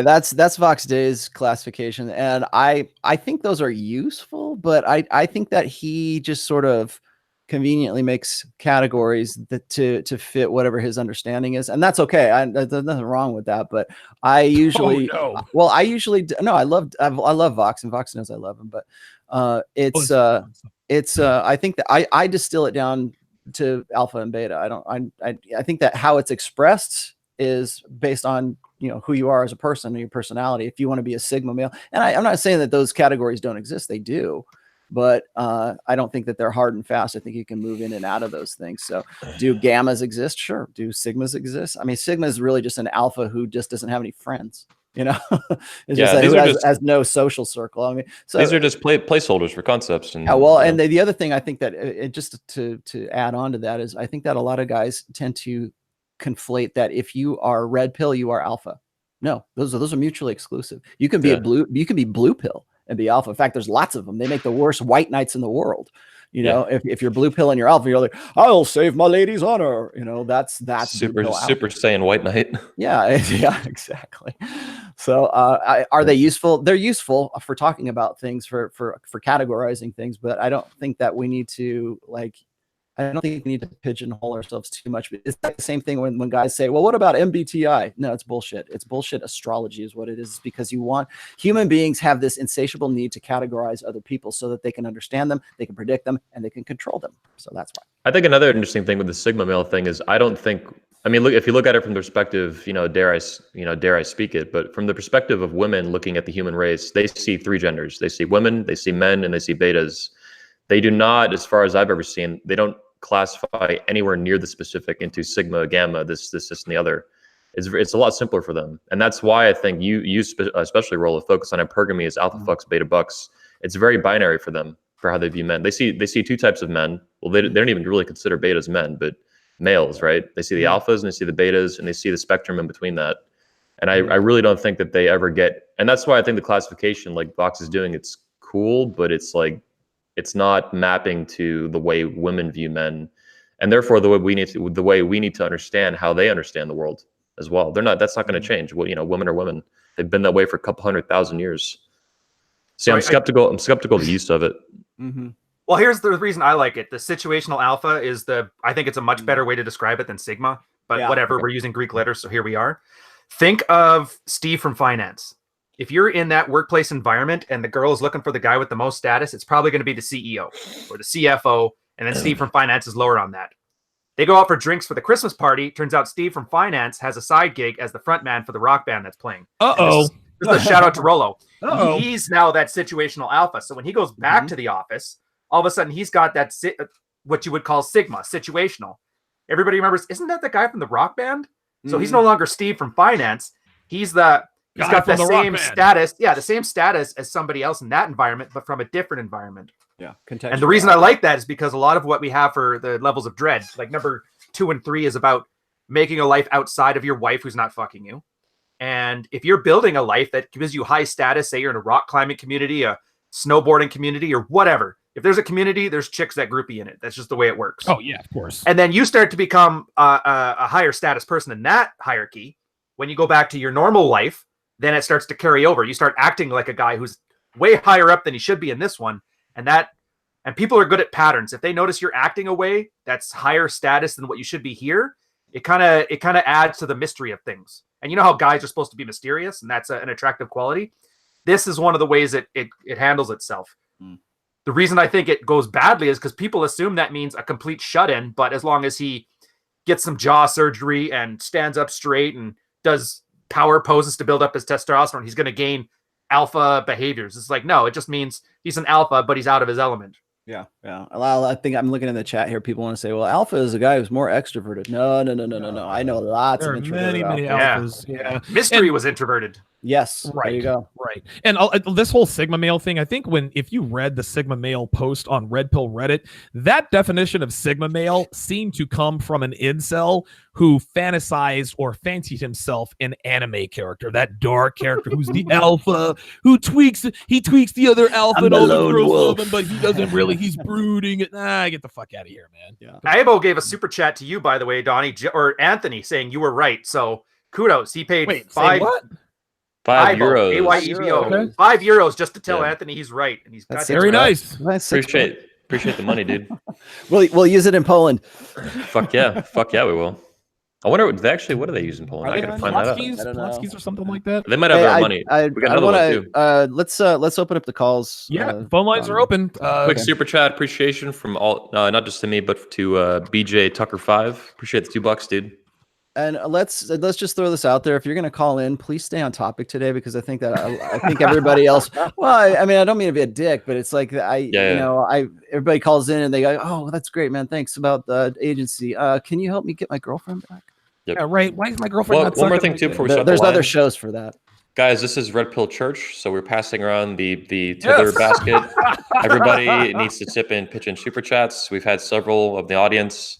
The rest of you cheap bastards, hit the like button. Close enough. What is that? Who's the Catholic here? What is that thing that they used to sell? That forgiveness thing? Indulgences. Plenary indulgences. Yes. Is that so? That was the priest would forgive your If you tithe, we'll forgive your beta sins. Forgive your beta $2 for Sigma, 5 for Alpha. Oh, here we go. He's pitched There you go. Oh, here we Super go. Alpha. Not bad. Stepping up. JC. I want you to dig down deep. Only real alpha in your pocket. $20 or I more. want you to make it hard. Yeah. Anyways, just getting back to this, I think that one thing that I wanted to sort of segue into here is I think that women have agency. I think that what our men's degree of responsibility for those choices, I think, is what is at issue. It's like, of course, women don't want to be held responsible for their bad decisions. That's why it's one of the reasons that I always talk about abortion being the ultimate expression of hypergamy, because we've made abortion. I just got into this because Ireland just recently legalized abortion, and it's nothing but these women out there going, "Yeah, hoes before embryos," and they're just completely. What? Yes, I'll show you the picture. They're holding up plaque. They're holding up cards. Can you repeat that? So that's hoes before embryos. You know what? Give me second and I'll dig up the picture here. Oh But, my Fucked up that god! is. That's I pretty actually sick, I guys. actually captured those. But I was just gonna say is like they're celebrating this Wow. victory of, you know, we can finally control our bodies. Okay, great. Now you have this power to police yourself, and what are you going to do with that power? Are you going to use it? Because do you need this because it's something that is going to benefit womankind, or is it something that you need because it helps you exercise hypergamy, because it gives you a fail safe?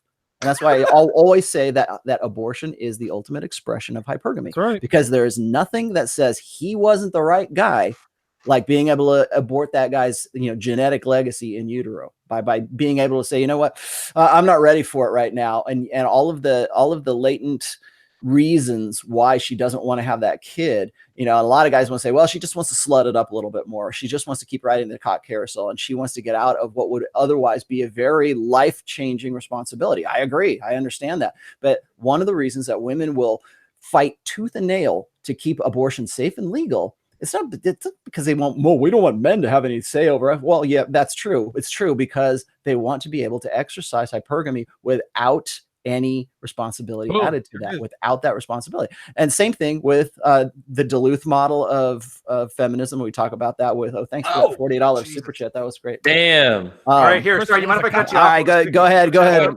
I want to get into moral agency, but go ahead and take care of that. Going to heaven. That was going to heaven. JC with $10. Guys are too focused on whether they're alpha or not. Just act like a man and live life how you want. Enjoy the show as always. Captain James T. Kirk wants you to live long and prosper. Sorry, that was Spock. No alpha status for you. And then $40 from Chris. Oh, for fuck's sakes. Lazowskis. Yep. Your work inspires. Chris Von Erich. Thank you, Chris Von Erich. For $40, you were going straight to heaven. You were going straight to heaven, sir. Yes, you Red have pill heaven. And for an additional $19.99, you get MIA. There we are. Ricky Bobby. And for an additional $19.99, you actually get put in the VIP section in heaven. So just keep that in That's mind. for the 72. We have 72 virgins waiting for you. 73. Yeah. Another buck. I'll throw in 4 more. I got 21 of them are really hot too. I made special sure of that. So, well, the one just getting back to it. I'm getting some. Yep. Somebody's feeding back. I switched back, and then I'm switching back again. There we go. All right, there we go. I'm testing. Sorry. Okay. What I was going to say is that before we came on, we also talked about this, and this is the different degrees of moral agency or moral maturity. There is a school of thought that there are 6 stages of moral maturity, and that women only get up to about the 3rd stage, whereas men can get up to 6, but usually they're right around 4 or 5. And this is actually a controversy, and I believe it was, here it is. It's the Gilligan-Kohlberg controversy, and I guess the guy who was the original originator of the idea that there are degrees of maturity, a guy named was Lawrence Kohlberg. And just like through what we know about evolution and from what we know about human behavior, that men can get to a point that is, I guess, above women when it comes to their moral influence or their moral, their capacity to live a moral life. And I think maybe that's because men and women are different, of course, and men are in different spheres. We have different responsibilities as men than women do, or women are more like, when we talk about how a woman is the most responsible child or responsible teenager in the house, I think this is what this gets back to, is that according to Kohlberg here, women only get up to a point where of morality to what suits their collectivist natures, whereas men are more merit-based. Women tend to be more collectivist, and so it's like sort of this. That's one of the reasons I think that socialism appeals to women far more than it does to men, because women are evolved mental firmware. Women's evolved mental firmware is cooperative because it needed to be. It needed to be for child. That's one of the reasons why we say it. I call it the village, is because it takes a quote unquote village to raise a child. I think that village is completely corrupt right now, but it's not wrong in that, that human tribes have always had sort of at least among women, have had this collectivist nature where we all try to make sure that everybody survives at some sort of, at an equal rate within the family the family structure. Well, it's cooperation that's without limit and it's in excess. So it just keeps going and going and going. That's why we see, I think, the West having, serious problems since someone started voting and pushing things, I just want to throw that out there because I think that what this is, I think it's not a question of do women have agency. I think women have agency. I think it's, are we as men going to hold women responsible for the behaviors that they have, or the consequences of the actions that they have, the decisions? Are we going to do something? And in that case, I might be inclined to agree that yes, men to a degree have to take over responsibility for women, because they are only going, if we say women police yourself, they're going to make their decisions, they're going to make their laws, they're going to take all of the empowerment efforts that we give them, that we say, okay, we're supportive, we're, it's self-empowerment, we want to lift you guys up, here's Title IX, here's all these special dispensations. And then when they take that and they use that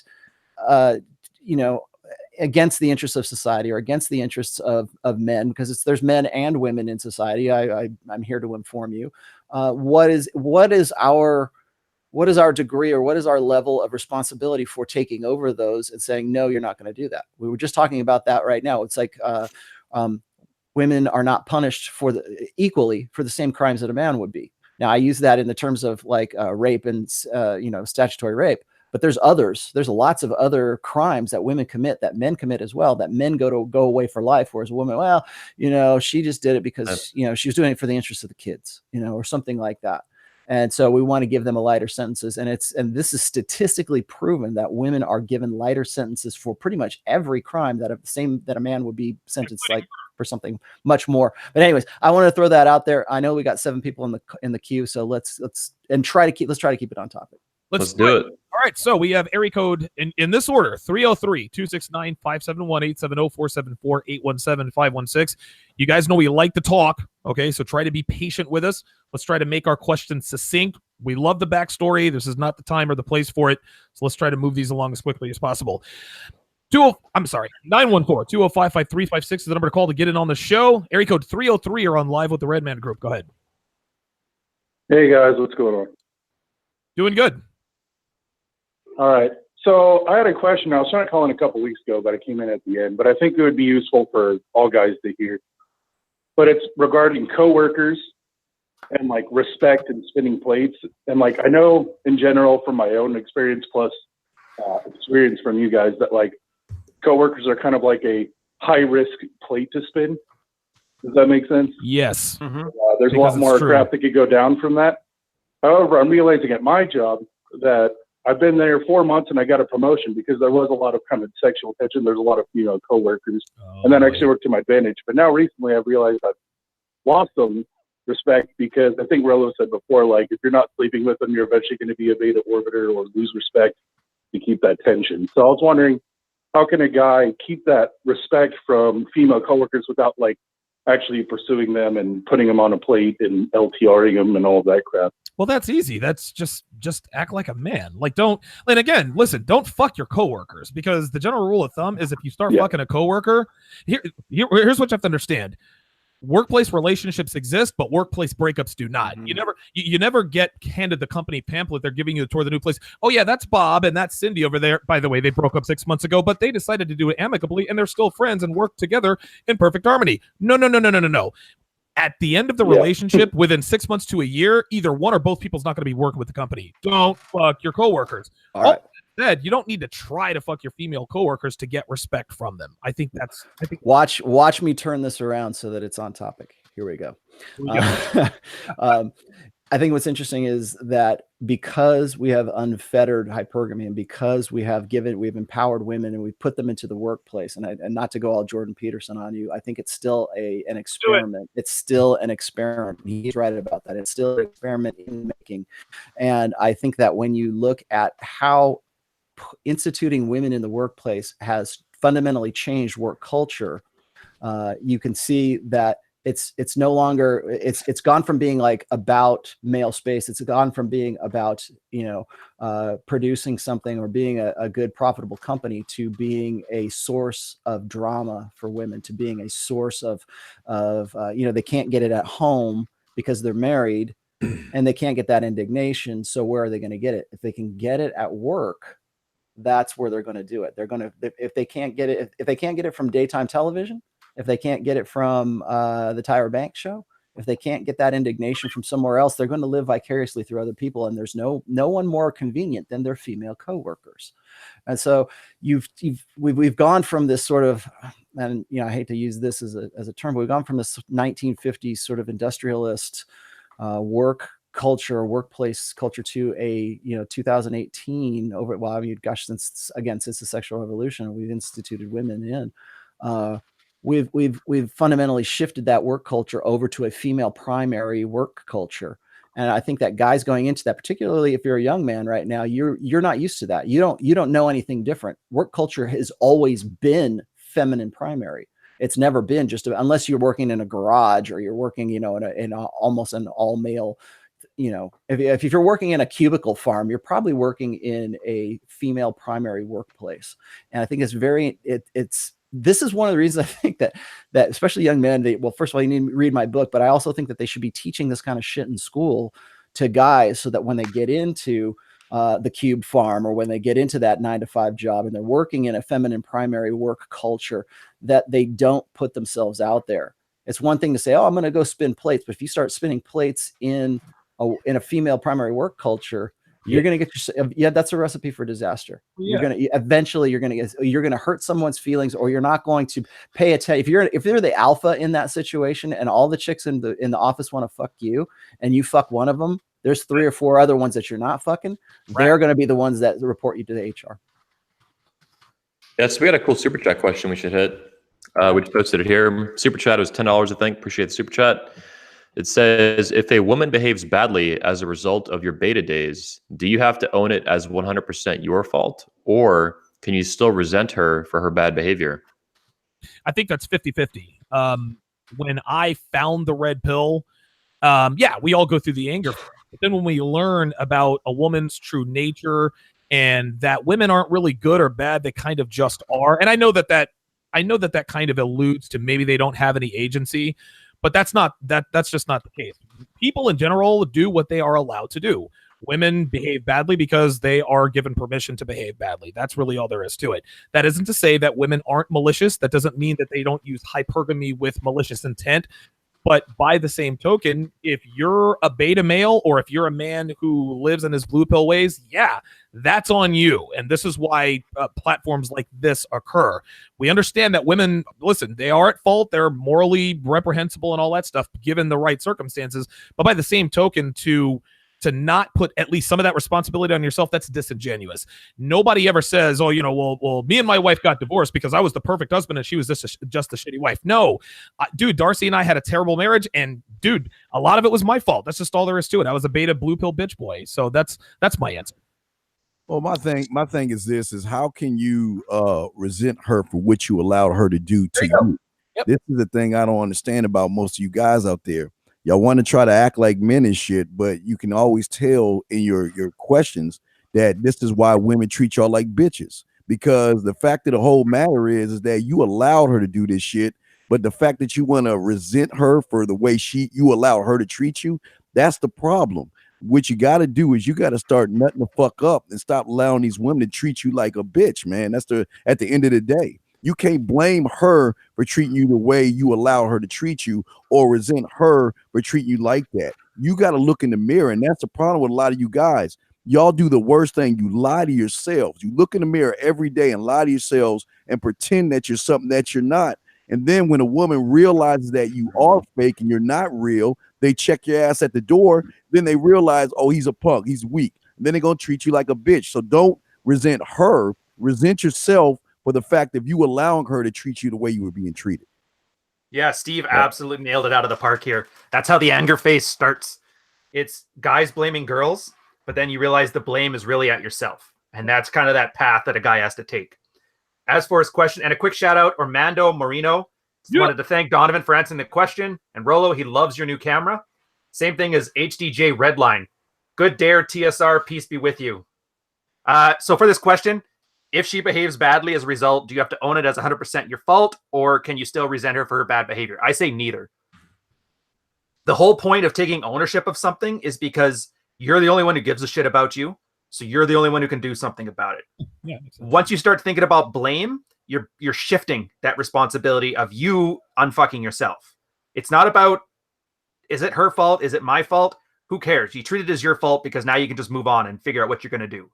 As for if you resent her, I'd say no, because there's really no benefit to you. The big problem with guys doing this is they don't answer the fundamental question they have to ask themselves. What do you want? Out of all this, if it's a girlfriend cheating on you, what do you want? You want a girl that's with you that's not cheating? All right, well, this one's out. You won't do that, though, because you're worried you're not going to be able to replace her and you don't want to be alone. Well, there's your solution right there. Maybe you keep her around while you unfuck that stupid mental model you have in your head of being alone. And then as soon as you start having options, kick her to the curb. You don't have to resent her for it. If anything, she did you a favor. No, I'm not even joking. Like, hey, thank you. You taught me that I was being a bitch, and I am never going to do that again with a girl that's not you.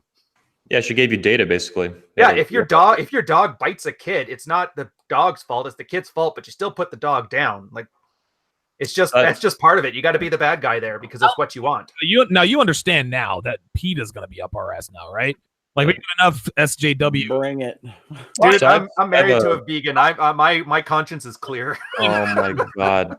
So I have some comments on this, just brief, because you guys did, I think, really well on this too. So to the super check, the actual guy asked the question. Be specific about, and so be willing to look at this like very specifically in compartmentalized ways. So like we're saying, like the other panelists here are saying, don't be resentful and get mad at a woman for acting like a woman and specifically responding to beta motivations that you drove. That's not on her. At the same time, I'll tell you right now, I am 0% responsible for the actions of another human being that they took on their own. And I think you might be going too far to assume that her behavior is 100%. I mean, that's kind of the way it was worded. That's how I read the question. It's 100% your fault if she acts in a certain way based on the way you motivated it. No, there is a level of agency like we've been talking about. And she made decisions to act in a certain way rather than do something else and not be a piece of shit given the opportunity. Women, if you are acting in a super beta blue pill way, she has a choice on how she's going to act to a degree. If she chooses to be a piece of shit, that's on her. At the same time, like you're saying, like these guys are saying, if you're acting in a certain way, that's on you. And there's a level, like that's the beginning of the anger phase and stuff like that. If you acted in a way that you look back on now and you're like, oh, that was fucking so stupid, or whatever the issue, whatever way you want to spin it, yeah, it's on you. And I've been through this too. I think everybody in this panel has done dumb beta shit. So that's all I have on that. I like what you guys said a lot, Ryan and Steve. That's pretty solid. I always get back to the point that I am a human being. I'm an adult. Unless I have a child, I am not responsible for the actions of another human being, period. It's 100%. The physical actions you take are not on me, they're on you. And whether or not you realize that is not my fucking problem. Okay, let's go. Hang on. All right, let's go back to the phone lines. 914-205-5356 is the number to call. Area code 269. You're on live with the Redman Group. Go ahead. Hey, what's up, guys? So basically what I wanted to touch on here, and Rollo actually kind of shift the conversation back to this. I wanted to see if you guys could speak to checking women on agency in the workplace.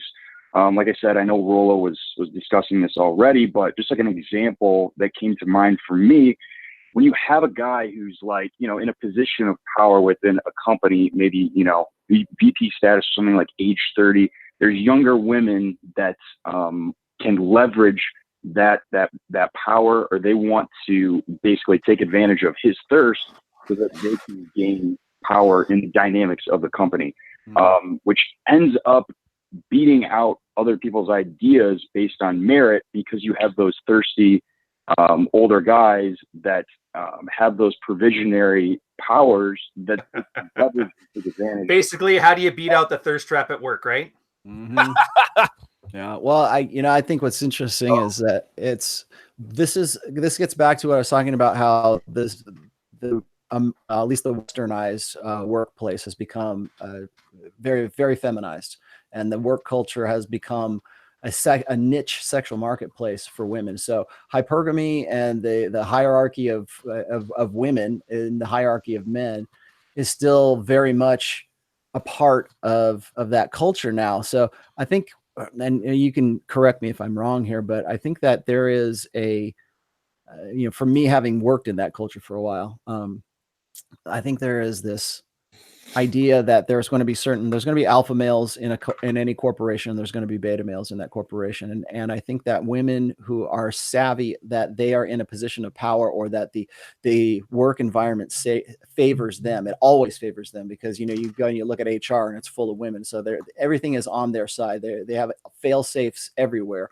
So with that in mind, it's sort of like this, this background knowledge is a subroutine that's kind of running in their brains.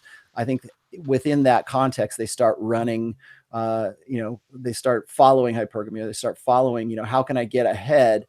And, women love to say, well, there's this glass ceiling, or I had to fuck my way to the top, right? Well, they're going to say that because they can get with guys who, actually have authority over them. It's like when we talk about how a woman can be in the workplace, and she goes to the workplace and she has a boss, and she has to respect and honor whatever that guy says. And she's under the authority of that boss. And then she comes home and she's expected to be this equal partner with her husband. You go from a sexual dynamic, from a hierarchical dynamic in the workplace, sexual hierarchical dynamic in the workplace, and you take that home.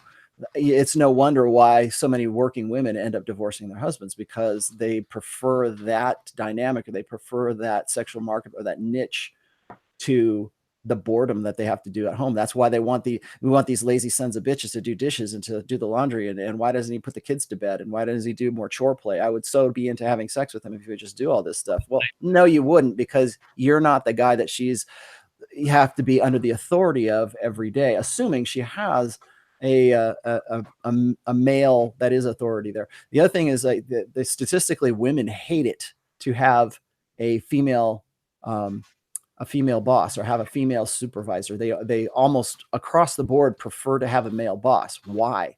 Because they can manipulate that boss. They can manipulate that guy, because they know that if the guy is in any way thirsty, if the guy is any way a beta, they can work their way in there with, like. Well, women also don't trust women for shit. I mean, there's a reason they hate each other. They hate each other. Yeah, they hate each other. They're always several reasons. Yeah, they might want to fuck Kevin in shipping, but they don't. But they're going to be fighting over the attentions. If they're going to be fighting over the attentions of a guy who is in a position of power, to push themselves into a different status level at work. If their promotion is dependent on being sweet to a guy that they know is beta, what are women going to do? Are they going to go, oh, it's okay, I shouldn't do that, I should police myself, I should really be more respectful at work? No, of course not. They're not going to do that, because they know that there's no consequences for that. So they're going to, play on that thirst. They're going to try to do that. And that's another reason why I say, when guys should be taught a class of what to expect in a female primary workplace and how to avoid the pitfalls of it before they leave school. That should be a required class for them. It'll never happen, because women want to maintain that power base. And really, all this talk about agency, and all this talk about responsibility, and all this talk about owning your shit, it comes back down to power. And that's what women, what would they say is everything in the world is about sex except for sex. Sex is about power, and that's what this all comes back down to. All right, to jump onto this, I think the caller, I can't remember his name, it was too far ago. I'm just going to call you Steve from finance. Just call him 9, I think it was. All right, so you're asking about what can you do practically. I think first off, you're framing this completely the wrong way. I've been this guy that you're talking about, both in the military and the private sector. Here's the issue. You don't have the power. You're not responsible, but you're trying to take it. So, for example, your manager is responsible to the director for everybody underneath him. That includes you and Thotty McThotterson there. She is kissing up to manager Bob, and he's so thirsty because his wife won't fuck him. He's gonna let her influence him. So you don't have absolute power. The manager has that. You don't have influence. Thotty has that. At this point, you need to reconsider why you're so invested in this thing. Unless you have stock in the company, if you have some kind of huge stock option and their fuck-ups cost your bottom line, first option is to not give a shit. You're paid to do a certain job. Just do it. Let them fight it out. The way the workplace works right now, you're not going to be jumping that corporate ladder. To move up, you got to move out anyway. So this is just a blip. Now, if you really do want to play these games, and a good start for this is Venkatesh Rao. He wrote the article called The Gervais Principle. Look it up. It's well worth it. It's 3 groups of people. Sociopaths in an organization, sociopaths, losers, and the clueless. So right now you're a loser. And it doesn't mean loser as a pejorative. It just means that you've lost out in the interactions here. So you're aware of what's going on, but there's nothing you can do about it. Meanwhile, she's the sociopath and Bob's the clueless guy. Get into that. I won't even waste all this time because it's going to take like 20 minutes to talk, and I'm not going to waste everybody's time to talk about it here. As far as like short term, what can you do? If you find a way that the manager is doing something that's going to cost the director his promotion or his something from his bottom line, you can kind of circumvent to go up to there in a non-malicious way. Just go, hey man, look, I know if you didn't make this performance metric by the end of the quarter, you're pretty much fired. Just want to let you know that, manager and Thoughty McDotterson here is doing this, or however you want to word it. But that's really all you can do. But I would strongly suggest to stop giving a fuck, and you've got to start looking elsewhere, because you're not going to jump this hierarchy the way things are going now. Not a chance. Well, Steve? Okay. What I want to say to you is stop living in a world of could be and live in a fucking world of what is. Like Ryan said, the bitch here has your boss's attention. The only way you can get around this is work the game. Don't worry about the bitch below you. Worry about your boss above you. If you get cool with the guy above you, take him out to beers. Start to show him that you're just a regular guy like him. What's going to happen is he will then start to confide in you about the bitch below you. Then at that point, you can give yourself a little bit of stock by giving him a little bit of game. Well, hey, what I heard, she's like this or she's like that.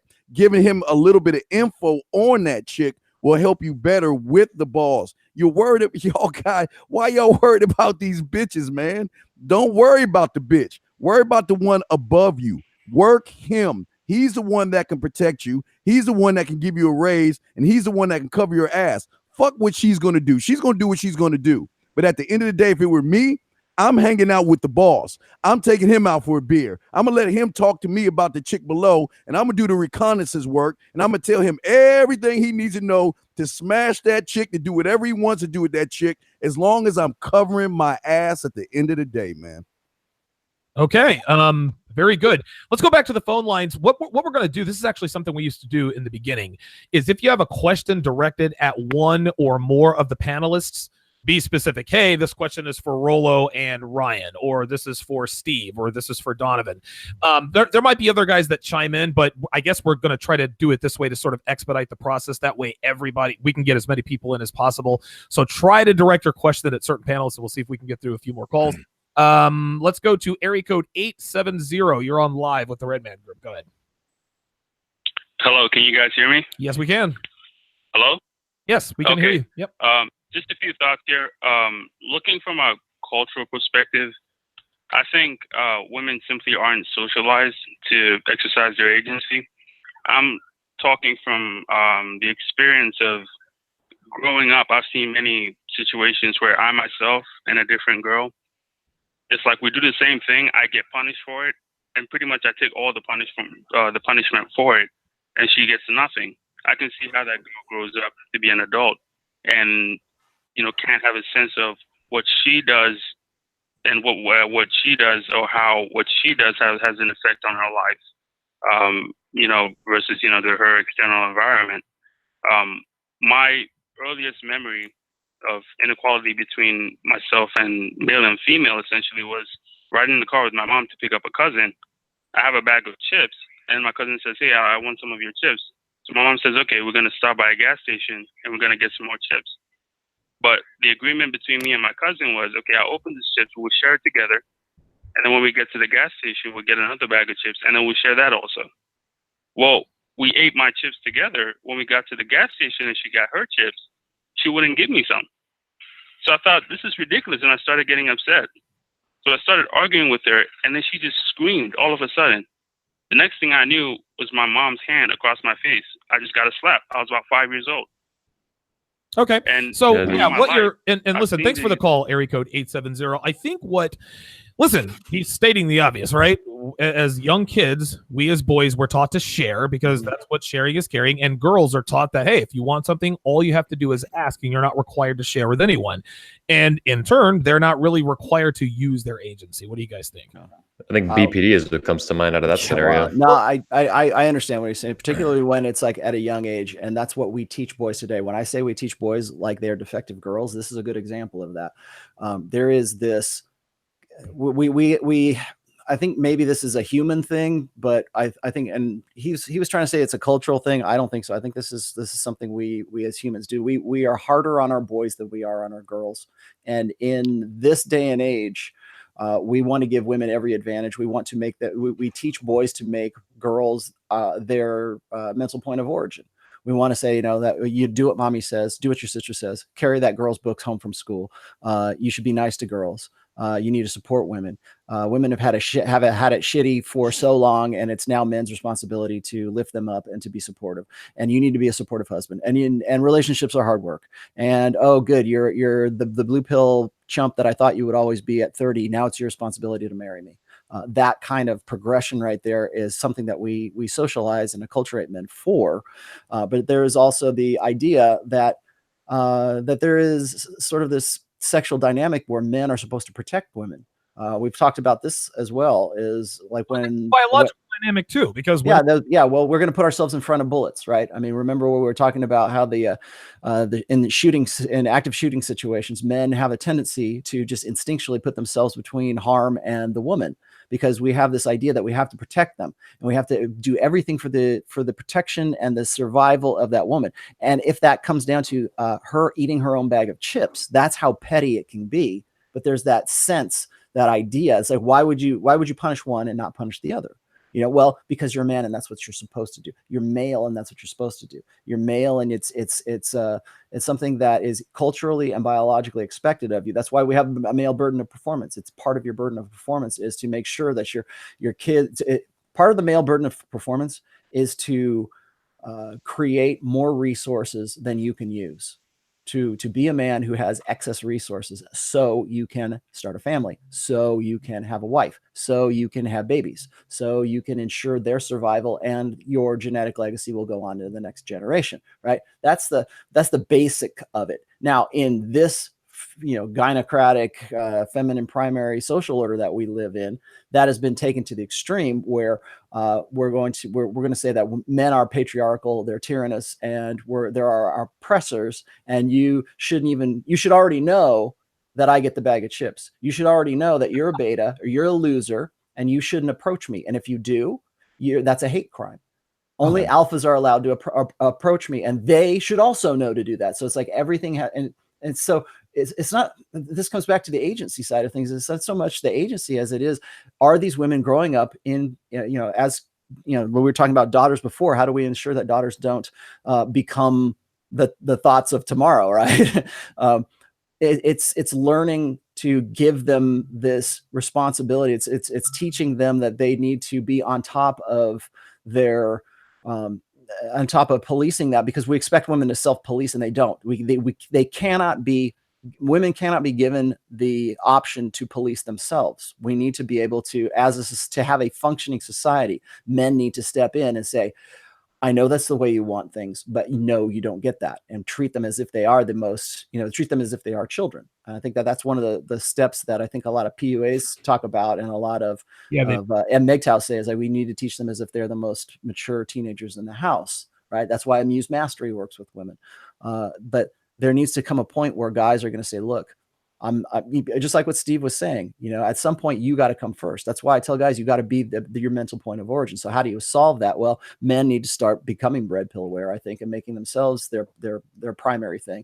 A lot of guys say, well, that means going your own way. Okay, if that's what you want to do, fine. I don't think that's just the ultimate solution, but I do agree with the fact that guys need to be more self-important and place themselves above the interests of women. And that's hard for a lot of guys to do, particularly if you were brought up blue pill and you're a natural beta. I want to get a quick comment on this before we move off of it. So I like a lot of what Rollo just said there, especially at the end. So if we're critical today of the way women behave, right? On this show, it's a frequent topic. We also look at men, masculinity, the red pill, obviously all these things. One thing though, at this, I'm at risk now of pissing off like the entire Western world saying this, but if you look at women, right, feminism has done massive damage to them. It's been a fucking train wreck basically every step of the way. There's a sexual revolution, the pill. You have like hyper radical modern feminism now that's really going like super bananas. All this bullshit, right? What doesn't get spoken about though is that women today are probably worse than they've ever been in terms of behavior, in terms of culture, in terms of all these things, the femininity, everything associated with that. Women today are masculinized, for example, and that's just like gross. One thing that doesn't get talked about is that mothers today are probably worse than they've ever been. We talk about single mothers. That's a good example. Women who have made such bad choices that they've failed to build an intact nuclear family. It gets sometimes egregiously. They have multiple, baby daddies and shit like that. Just super fucked up shit. And this is becoming increasingly common. It's increasingly problematic. And as we've discussed in the show, and as others have talked about, written books about, like Ann Coulter, single motherhood, for example, is like literally one of the worst statistical things that can happen to a child in every outcome: drug abuse, prison time, violence, all that stuff. But it's not just single mothers. That's my point here, is that like women are in the gutter today and mothers are along with that. And that's what comes to mind with that kid who's getting smacked in the face by his mother at 5 years old over complete nonsense. That doesn't sound like discipline. That sounds like abuse. And this doesn't get called out. I mean, calling mothers out as a group is like absolute treason today. There's nothing you could do more treasonous. But it's absolutely true though. It's a cult of the child, because they want to say, well, if you're critical of mothers, then you are critical of the child themselves. Yeah. So, and that's why women use their children as kind of like ideological shield right now. One real quick thing I wanted to say, just to sort of add on to this, one of the reasons why we're in such a shit position right now is because of social media, because of our access to technology has opened up the manosphere. And that's a great thing, that we can all come together and compare notes, but it is also way overinflated women's egos. And I was looking in the chat here, it's like, well, men and women are both kind of or both equally egotistical. No, bullshit. Because women, because of women's nature, social media and attention and everything that is easy for them to get is just as damaging, I think, for women as pornography can be for some men. Like when they just obsess over pornography, because look at what it's doing. It's satisfying the male imperative, which is unlimited access to unlimited sexuality. Yeah, but in terms of but social media is also feeding exactly that same need for women, which is they want that attention, they want that indignation, they want to, and it's on tap, and so they can get that. And that's one of the reasons why we're in the position that we're in right now, is because women have these overinflated senses of their own sexual market value, but also their egos along with that just go through the roof. So to tell me that we're both like, we're both equally egotistical, maybe we both have the potential, but in this day and age, women are far more egotistical than men. 100% agree. And I really liked how you focused in on egotistical as a concept, because look, I think Instagram is the nail in the coffin for this. Instagram has a couple 100 million users. It's dominated by women, unlike YouTube, which is dominated by male users, right? But Instagram, it's all about, if you look at most women's, it's all about them, everything. It's about selfies and their face and this and that and their tits and their ass. It is total obsession with self to the point of absurdity. And the only thing they focus on besides themselves is like whatever alpha they happen to be dating for the next few months before they bang on to the next one, or food. It's like themselves, food, and 6'5" Chad Thundercock. That is a rotating cast of characters. They date the same dudes over and over again, who, of course, cheat on them and abuse them, shit like that. Oh yeah, fat chicks are crushing my Instagram numbers. It's embarrassing. Yeah, totally. Yeah. Quick thing, BJ Tucker with 22. This was the question for Rollo. He had: if women-ish test relentlessly, if they know your playbook, how the hell do you do it, Rollo? When your wife knows your playbook, and I'm required to just get it. Example: I will never let her know I listen to the Red Man Group, as to give her no leverage. All right. I wrote a of course you might have guessed, I wrote several essays on this. I just posted it in the chat right there. It's called The Secret of the Red Pill. Never reveal all of your secrets. That's actually a law of power. Never teach anyone so much that you're expendable or you're replaceable. Has my wife read my books? Sure, she's read my books, but that doesn't necessarily mean she's like, I'm playing chess and she's playing checkers when it comes to that kind of thing. So it's holy shit, check this out. My sister just sent me this. This is great from Fox News today. Chick got arrested. She said, I'd make sushi out of your kidneys and chopsticks out of your hand bones. An Arizona woman is facing charges of stalking and criminal trespassing after allegedly sending a man 159,000 text messages, including threats like this. Wow. 159,000 text messages. Dude, how holy do that? shit! Program. Sorry Right? to interrupt. That's just Yeah. fantastic news item. Ooh, actually, Rollo, I had to jump on with a question on you too. So do you get this? I get it a lot where I'm asked, like, is this just an experiment for your guys' podcast and that? Do you ever get that? Like, is she thinking about it from her perspective? You mean like if I'm talking to her about something? Cause I hate this. Is this about your article? No, oh no, yeah. Like, are you talking to me because of this? Well, if I'm talking about something, if I've got a topic for an article, and I even like want to involve my wife in it, I don't involve my wife in pretty much any aspect of this unless. No. I don't mean that. I mean just because all we talk about here. We got all this stuff together. My wife gives it to me. I'm sure Donovan's girl is just curious if you get it too, where she looks at it through the perspective of, are you using me as an example as to why you're talking about these horrible things because I'm not a bad person? You know where I'm going with that? Yeah, I hear you. It's like they want to take it personally, and like a lot of women love to take that. They think that anything you say when it comes to womankind automatically reflects on them, and that might necessarily be true because they get there when women are pair bonded with a guy, their ego is also associated with that guy's success and what that guy's doing and how he goes about attaining that success as well. So yeah, I mean, it's kind of unavoidable, but I think just to get to this guy's question is I don't run game on my wife because I don't have to anymore. I reflex. You are game. I am the game, right? I reflexively do. I am the law. I reflexively do. I default to game. I default to the red pill. And so we're at a point, I think, in our relationship right now where it's like she's not going, does this necessarily mean me? No, she understands that she's married to Rollo Tomasi. What the hell? I think Donovan was going to say something. Yeah, I was going to say I get this from Devin a lot too. Sometimes she'll know because I'll give an example. Sometimes I'll even say her name. Hey, before Devin and I met, she was doing X, Y, and Z. Does she like it? No, but it's the fucking truth, right? And she gets upset in this net. I'm like, hey, this is my show. Like, I mean, I'm not gonna sugarcoat anything. A lot of people like to think that us red pill guys have these perfect girlfriends and no. Devin is no snowflake. She's no angel. She's no unicorn. Neither am I.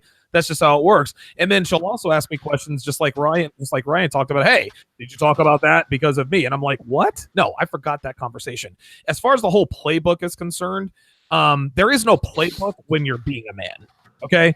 Like there is no playbook. You understand what I mean? If you're a man, if you're congruent, there's no playbook. There's nothing you have to memorize. Devin knows who I am. Does she shit test me? Yeah, but not because she's trying to figure out if he really is Donovan Sharp. She shit tests me because she's a woman. This is how she's designed. That's just all there is to it. All right. Let's go back to the phone lines. If nobody has anything else, let us go to area code 474. Thank you for holding. You go ahead. Area code 474. You are on live with the Redman Group. Hello, guys. Yes, sir. Do you hear me? We can hear you. Yes. Hi, it's Brad from Norway. I'm thankful for your show. Okay.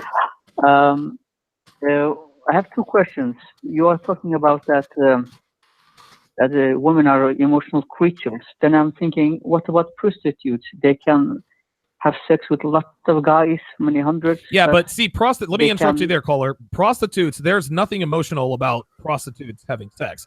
They have sex with men because that's their job. There's nothing emotional about that. So sex that is paid for play sex, prostitution, nothing emotional about that. Okay. Well, there could be emotional validation to that or something like that. But teach your daddy a lesson. Let him finish. He had something else to go. Yeah, go ahead. Yeah, because my question is that guys, we can have sex with many girls without involving all emotions. Like Rollo said, we can differentiate between sex and love.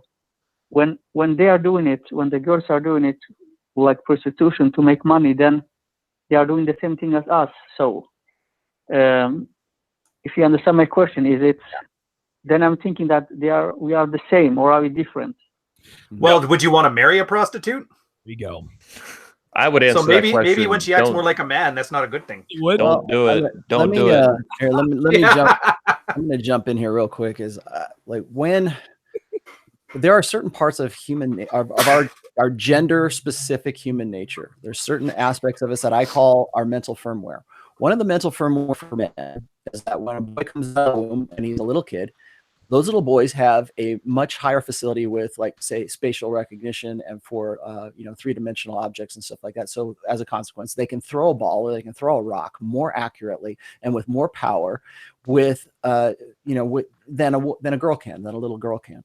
And so that little girl doesn't have that natural facility to throw an object as easily as a boy, because that comes naturally to him, because the way that we evolved is as hunter-gatherers, we had to learn how to accurately toss a spear or throw a rock or to kill prey.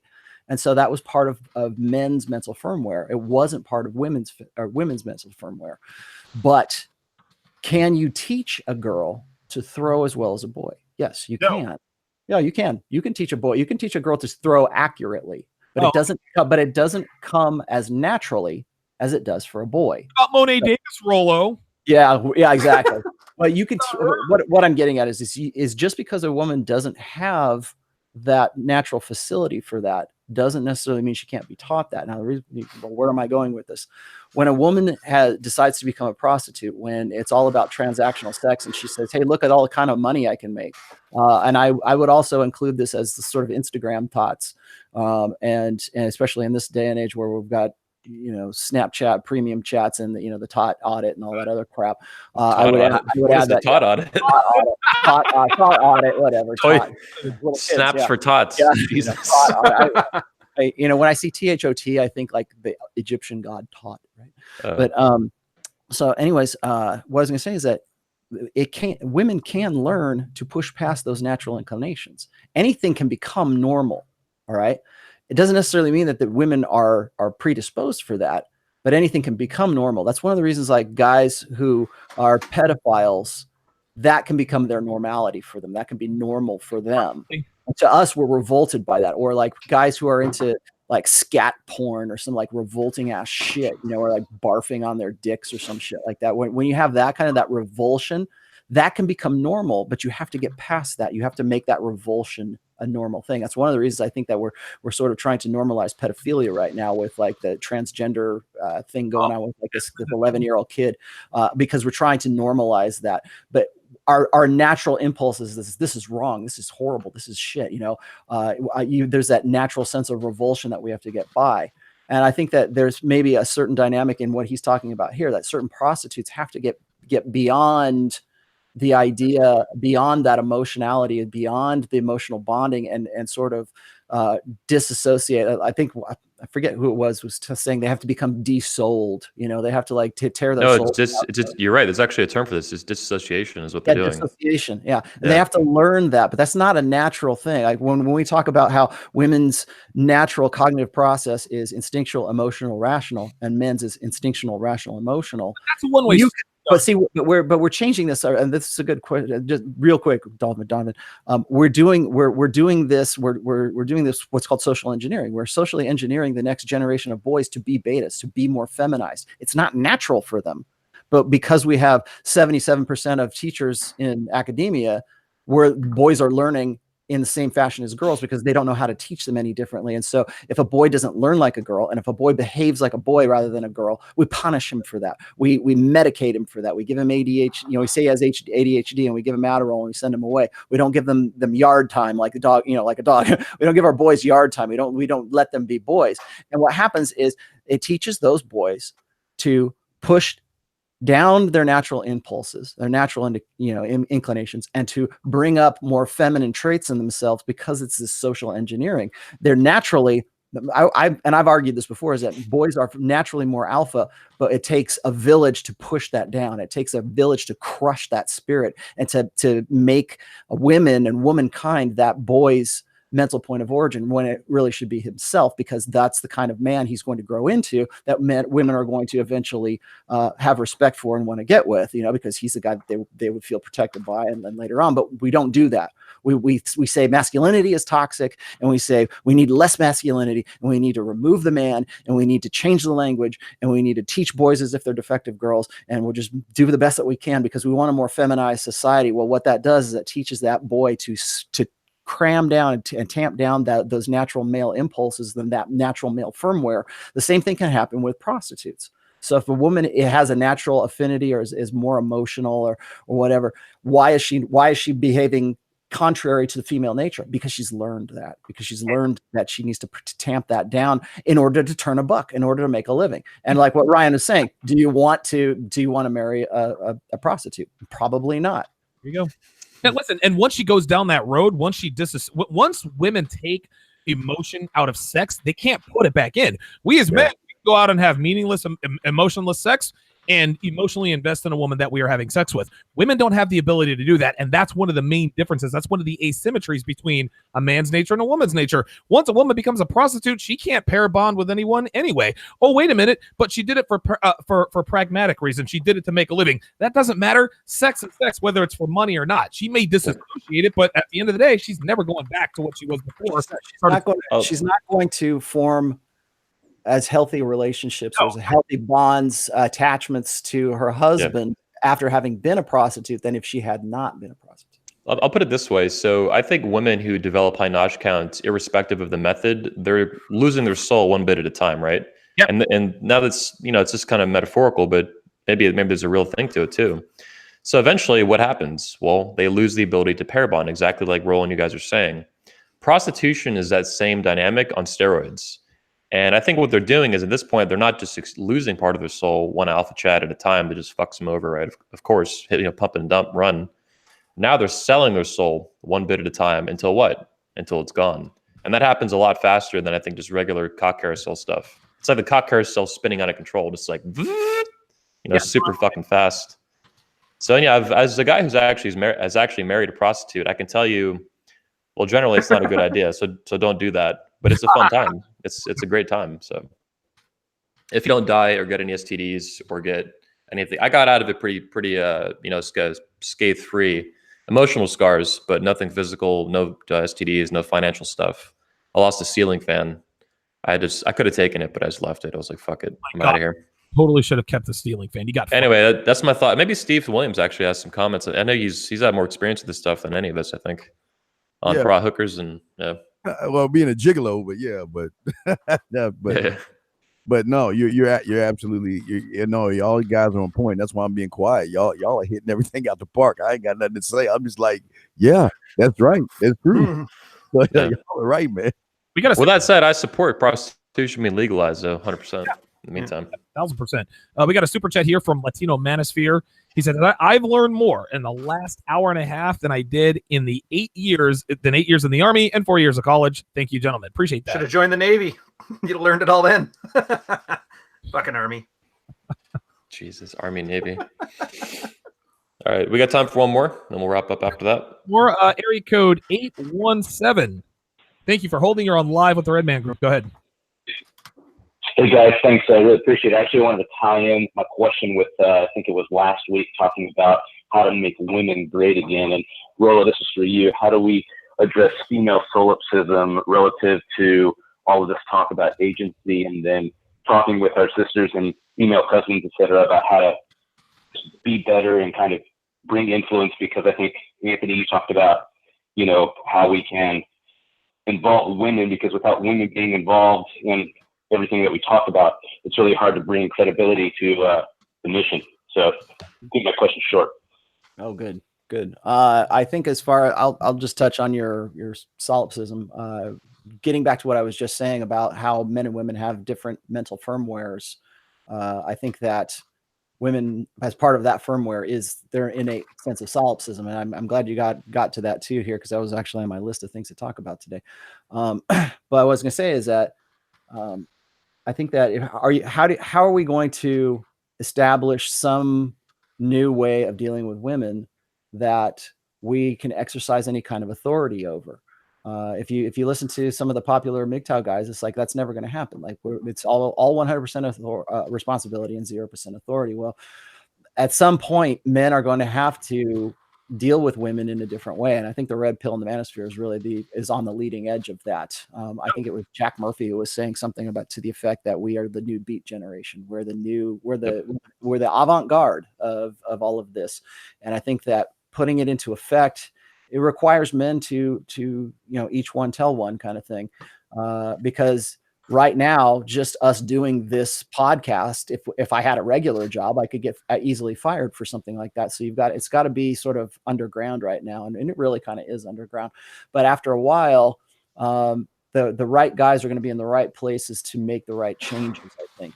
I just got an email from a guy, and I can't use his real name, but I got an email from a guy who was, for whatever reason, he was part of like the Christo manosphere. He was kind of part of Dalrock's group, and he was telling me how he was responsible, or he at least had the authority for instituting some kind of policy changes inside of a prison or something like that. And maybe he was like a prison administrator or something. And the thing came up where he had to bring up the Duluth model of feminism and how it was presumed that, men are always guilty and women are always victims. And nobody on that council, or nobody on the board that he was like talking to, knew anything about it. They just presumed that the Duluth model was something that they ought to be instituting, because that's what everybody else does. It's just the normal way of doing it. And it's just sort of like quietly kind of corrupted society on a societal level since the early 80s. And it's the point where we don't ask those questions anymore. We don't even consider that. That's one of the things I think that like DDJ is doing really kind of, yeoman's work on all of this, is because I think that really exposing the Duluth model is something that we need to make a documentary out of. But, but I think that as far as addressing women's solipsism and holding their feet to the fire, while I do believe that women have agency, that also means if we are going to accept that women have agency, it means that men are going to have to, at some stage of the game, are going to have to exercise authority over women. We're going to have to do that. We're going to have to say, look, you know what? You did the same crime as this guy did here. Your ass is going to jail for the same amount of time. Or else we're going to change the laws, or else we're going to do something else. And I think what it's going to have to happen is we're going to have to get enough guys, red pill enough guys, make enough guys red pill aware that ideology filters into society. It's exactly what feminism did. It's exactly what happened with Duluth model. It's like you get enough guys. That's why I'm always a big proponent of the bottom up kind of ideology. Is like each one tell one, wake up guys one by one, because it's I think the biggest mistake that MRAs make is they're top down. They think, well, we're just going to change the laws and everybody will be forced to recognize, men as men's authority. That's never going to happen. But what will happen, what can change that, is if each guy we work on the hearts and minds of men, and then they go and just naturally want to change that. So it's one thing to be, I think it was, I forget who the court case, but the judge of the court case was a feminist or a female. And if you've got a judge who is ideologically bent on the emasculation and removal of the man kind of thing, that's the decisions that you can expect from that woman. Well, if you've got a judge who is a red pill aware man, then maybe his decisions are going to change things differently. I think it starts. That's a really good point. The man by man level. If you've got a guy who's in a position of authority and he's red pill aware, and he's going to take those things into consideration before he makes decisions or before he exercises that authority, you're going to be in a far better place, and you're going to change a society so that men actually have some real exercisable authority at some point. I mean, one of the reasons why MGTOWs don't want, we say don't get married, and I say the same thing, don't get married, because you have 100% responsibility and 0% authority, because you can't exercise it. But your authority is only limited to what you can exercise. Go ahead. No, I said, but Rollo, you're married. Does that make you a hypocrite? Get the hell out of here. Yeah. I want to let me co-sign that what Rollo said. So this is really important. So if you look just at YouTube and the Redman Group and 21 Studios and Entrepreneurs in Cars and George Bruno and everything we do on the Reddit, on Twitter, I mean, my company alone, 21 Studios, that I founded, that's hit like 10 million dudes in 2018. That's how many people. That's how many men I've reached. Richard Cooper also did millions and millions and millions. The Red Pill is, hundreds of thousands, millions more. Collectively, or in summation, all of us together are reaching into the tens of millions of men just in 2018, just 1 year. And what I want to point out is, like I've talked about in my speeches, like drowning feminism in media. We're at the beginning stages of that. But a lot of the guys, we've reached tens of millions of men. What does that mean? That means a lot of these guys that are 18, 19, 20 years old or a little bit older, they're going to go on to become attorneys. They're going to go on, some of them are going to become judges. Some of them are going to run successfully for public office in whatever state or country they live in. That's going to happen in the years to come, 5, 10, 15, 20 years from now.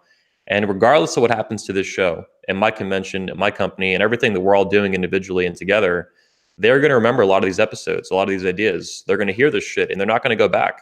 The red pill is mostly a one-way street. It's hard to, you can backslide in certain ways, but the shit you hear and the shit you see, you can't unsee it. And I think we're doing that now at the scale of tens of millions a year together. And it's all we're very much in sync, and we disagree sometimes on this and that, but fundamentally, we are on the same page. And the way I describe that is the future is masculine, not feminine and not female. It's masculine. So we're heading in that direction, and we're forming the ideas together. Like positive masculinity is a fantastic example that the role is taking charge on. So yeah, things are heading in a positive direction, I think, but it's going to take time. Just to put an end cap on this, and to answer the guy's question, what do you do about the nature of women? How do you hold that responsible? Well, you teach the next generation differently than you teach this generation. You change things fundamentally at the social level. You hold women accountable for those things. If that means shaming a woman, then you shame that woman, because yes, shame actually works. It's the first thing they'll go to. Why not? Can women's nature be overridden? Women are hypergamous. Yes, I say that all the time. Hypergamy doesn't care, and you can see the behavior set all the time. Women are solipsistic. They think about themselves, and they think about anything outside of themselves as how it acts on them as a person. Women are more focused on people. Men are more focused on things. Women are focused internally. Men are focused externally. Can you teach a woman to actually do that? Yes, we used to do that. We did that right up until the sexual revolution. We had all kinds of institutions, social stigmas. We had religious doctrines that would do the same thing. If you go and you look even in today in Muslim cultures, we see that as horribly oppressive in some senses. But what's the latent purpose of that? It's to teach women to own their shit, to stay in control of their shit. Because if they don't, in that culture, there are consequences for that. There are no consequences for women anymore. And that's one of the reasons I tell guys, I say, you know what? Demonstrate, do not explicate. When it comes to establishing boundaries, don't throw out ultimatums. Just show her what the consequences are for her actions, because she's not used to that. She's probably had a weak father. She's probably had or if a father was even at play in her life at all, who never put consequences on her. Now you think it's important for the men who are going to be in these women's lives. I think this generation, the millennial generation, is completely fucked. I think they're lost. But I think the generation that's coming after them, that there's some hope for that. And there's women can learn to override their natural impulses and their natural psyche. It's hard, and they have to have help with that. But I'm on the same page with you on that. But do you mean a girl to throw a ball as accurately as you can a man, but she has to be taught that, because her natural imperative, her natural nature is not to be able to do that. Same thing applies to solipsism. Same thing applies to hypergamy. So I think millennial women are a lost generation. Like, most of them are fucked, and they're not going to fix themselves or even try. But the men, I'm not as convinced. There's a lot of problems. We're seeing that. But I think the manosphere, there's a lot of millennials in the manosphere. So I think the men, there is a lot of hope for saving them. And we're seeing that. Guys who don't kill themselves, guys who find the pickup community, guys who find the red pill community, even MGTOW, even the men's rights stuff. This pushes them in a better direction. Even the MRAs are pretty blue pill, but they tell guys to, they make guys educated. They educated me. Marriage is fucked. Like, I knew that before finding the red pill. I'm like, there's 0% chance of ever getting married. It's crazy from a legal and business kind of perspective. Like, it's just stupid beyond stupid. So the manosphere is millions of men at this point, between all the tribes together and everything like that, and excluding stuff, even like Jordan Peterson and all that. So it's millennials I think there's some serious hope. The women, very few, I think, are going to. Yeah, I agree. It's a lost generation. Just real quick, I got my groupie in the chat room here, CLC. She was saying, they need women need men to teach them, how to control themselves. We don't have any problem with a woman teaching a man how to, to at least tell them what's right and wrong about your sexuality. You need to control your sexuality. You need, because men's sexual nature is always on. We have to teach boys to tamp that shit down. You can't be walking around with a heart on all the time. You can't be overly sexual all the time, because if you are, that leads to some antisocial consequences. Well, we need to be able to have the courage to step up and say, as a man, I'm going to tell you, as a woman, you need to get your hypergamy under control. You need to get your solipsism under control. You need to, and telling, especially this generation of women that's what they need to do. They're never going to believe that, because we've taught women that they're these autonomous things. We've taught women that they don't need no man. that they can do everything by themselves. They can live the life of a, they can have it all. They can live the life of a woman, have a great family life and have kids, and they can have a career, and they can do all this shit. And it's bullshit. And women are just now, coming in. They're trying. Women of my generation are realizing that it is bullshit, and they're trying to tell the millennial generation, you guys need to get your shit together. And they think, no, I can do whatever I want to, because they believe that they're autonomous things. They think that they are the best of both masculine and feminine. They think that they are a human being perfected, because they're independent, strong, independent women. That brand, right? That's what they believe. And so you're never going to get through that to this generation. You're never going to get through that to women right now, because we have given them so much authority and so much power that you can't tell them shit. But you can tell the next generation shit, and you can. That's why I say you got hope for that, because you have some sort of. You can use the internet. You can use this communication society, and you can say, "Look what happened to this bitch over here. Look what happened to her over here. Look at all the results of what we can use millennial women to make women great again. Is what we're gonna do. Yeah, we can use millennial women to make the next generation of women better. They set a bad example. Yeah, doesn't really help millennials though. Yeah, millennial women are so overwhelmingly full of themselves, and so overwhelmingly ego inflated that you're never going to get through that, particularly when they've been rewarded for solipsism. Oh yeah, rewarded for hypogamy. Hey, let's get Steve in here. Steve the Dean. No, what I wanted to say is that, to answer the guy's question, is that you've got to start to learn how to quote unquote lead by example, man. The thing that a lot of you guys y'all wanna be men and stuff like that, but let me ask y'all the question. How many of you guys, when it comes to these women, are communicating with transparency? How many of you guys out there are sending clear, concise messages? And every message that you send, how many of those messages are impactful? See, my thing is, as a man, it's not my job to make a woman happy. I don't give a fuck about her happiness, because I can't make her something that she can make herself. My job is to make her feel special. But the only way I can make her feel special is showing me that she has value and worth. Because at the end of the day, I don't need her. I need me. And I can meet a million bitches out there just like her, but she'll never meet a motherfucker like me. So what I'm saying to you guys out there is, when you start to lead by example with your woman or a woman, and the other women start to see the benefits that she gets by following your narrative and your principle, that is going to make the turning point. But like these men are saying, it's hard to change these bitches today, because they all fucked up.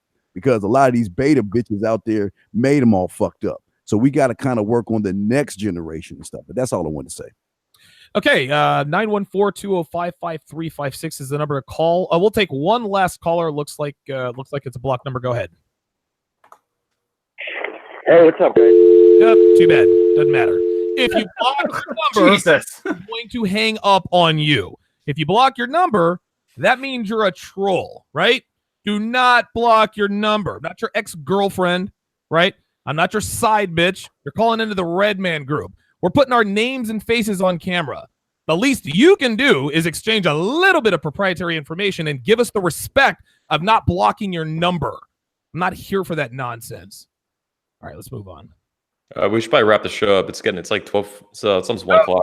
And I got a consult. I just want to drop one more thing on here, is getting back to the idea that women are these like self-sufficient, self-contained, like autonomous beings. I think that's interesting when you consider that we don't want to believe that women have agency, right? We don't want to believe that they are responsible. Like, at least that's why we started the show, is to sort of answer that question. I think that women do have agency. And I do not think that they are at all these self-sufficient, autonomous things. They need men just as much as men need women. We're better together than we are apart. It's just understanding the nature of both men and women, and understanding that we are different, and appreciating the strengths and the weaknesses of both of them. Okay, there's my sermon for the day. But is it really a parody? You think it's exactly equal? I just was going to say that, and I wanted to touch on this before we stopped. Is like women tend to embrace what's called hypo-agency. Okay, they want to be acted upon. Like I was just saying here, with what was it? CLC was saying that we need men to teach women to, how to behave, how to control their sexual natures, and now that we know more about that, we have to have the courage to make consequences, just like the dean was saying here. is that you need to you don't explicate. You need to demonstrate. You need to show them what the consequences are for their actions. Don't say, okay, if you do this, bitch, I'm going to do this. No, you do it. She goes and she says, oh, it's a girl's night out. Woo, I'll see you later. You're not there when she comes back. That's the consequences for that. That's just one quick example. But women love to believe that they would, like, just like the Duluth model, they love to believe that they're victims when it's convenient and that they're empowered when it's not, when they want to be. So they're victims of male tyrannical patriarchal oppression when it suits their interests. That to me says that they have agency.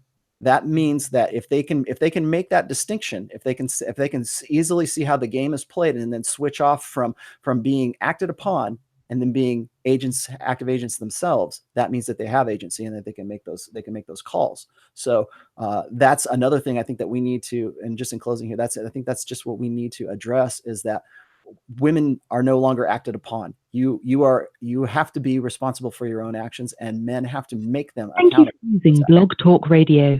Goodbye. Oh, I guess that's Bye. That's our cue. Cool. All right. Appreciate the rollout there, Rollo. Anybody else? The rollout there, Rollo. Jesus. Anybody have any final words to wrap up today's show? Yeah, just 48? One. So the Post Redman Group podcast for my Patreon subscribers is starting in about half an hour. Just going to grab some lunch when we started. The link was in your emails as well as in the Patreon window. I'll have my Twitter open, so just shout out at me for having some issues and I could sort those out.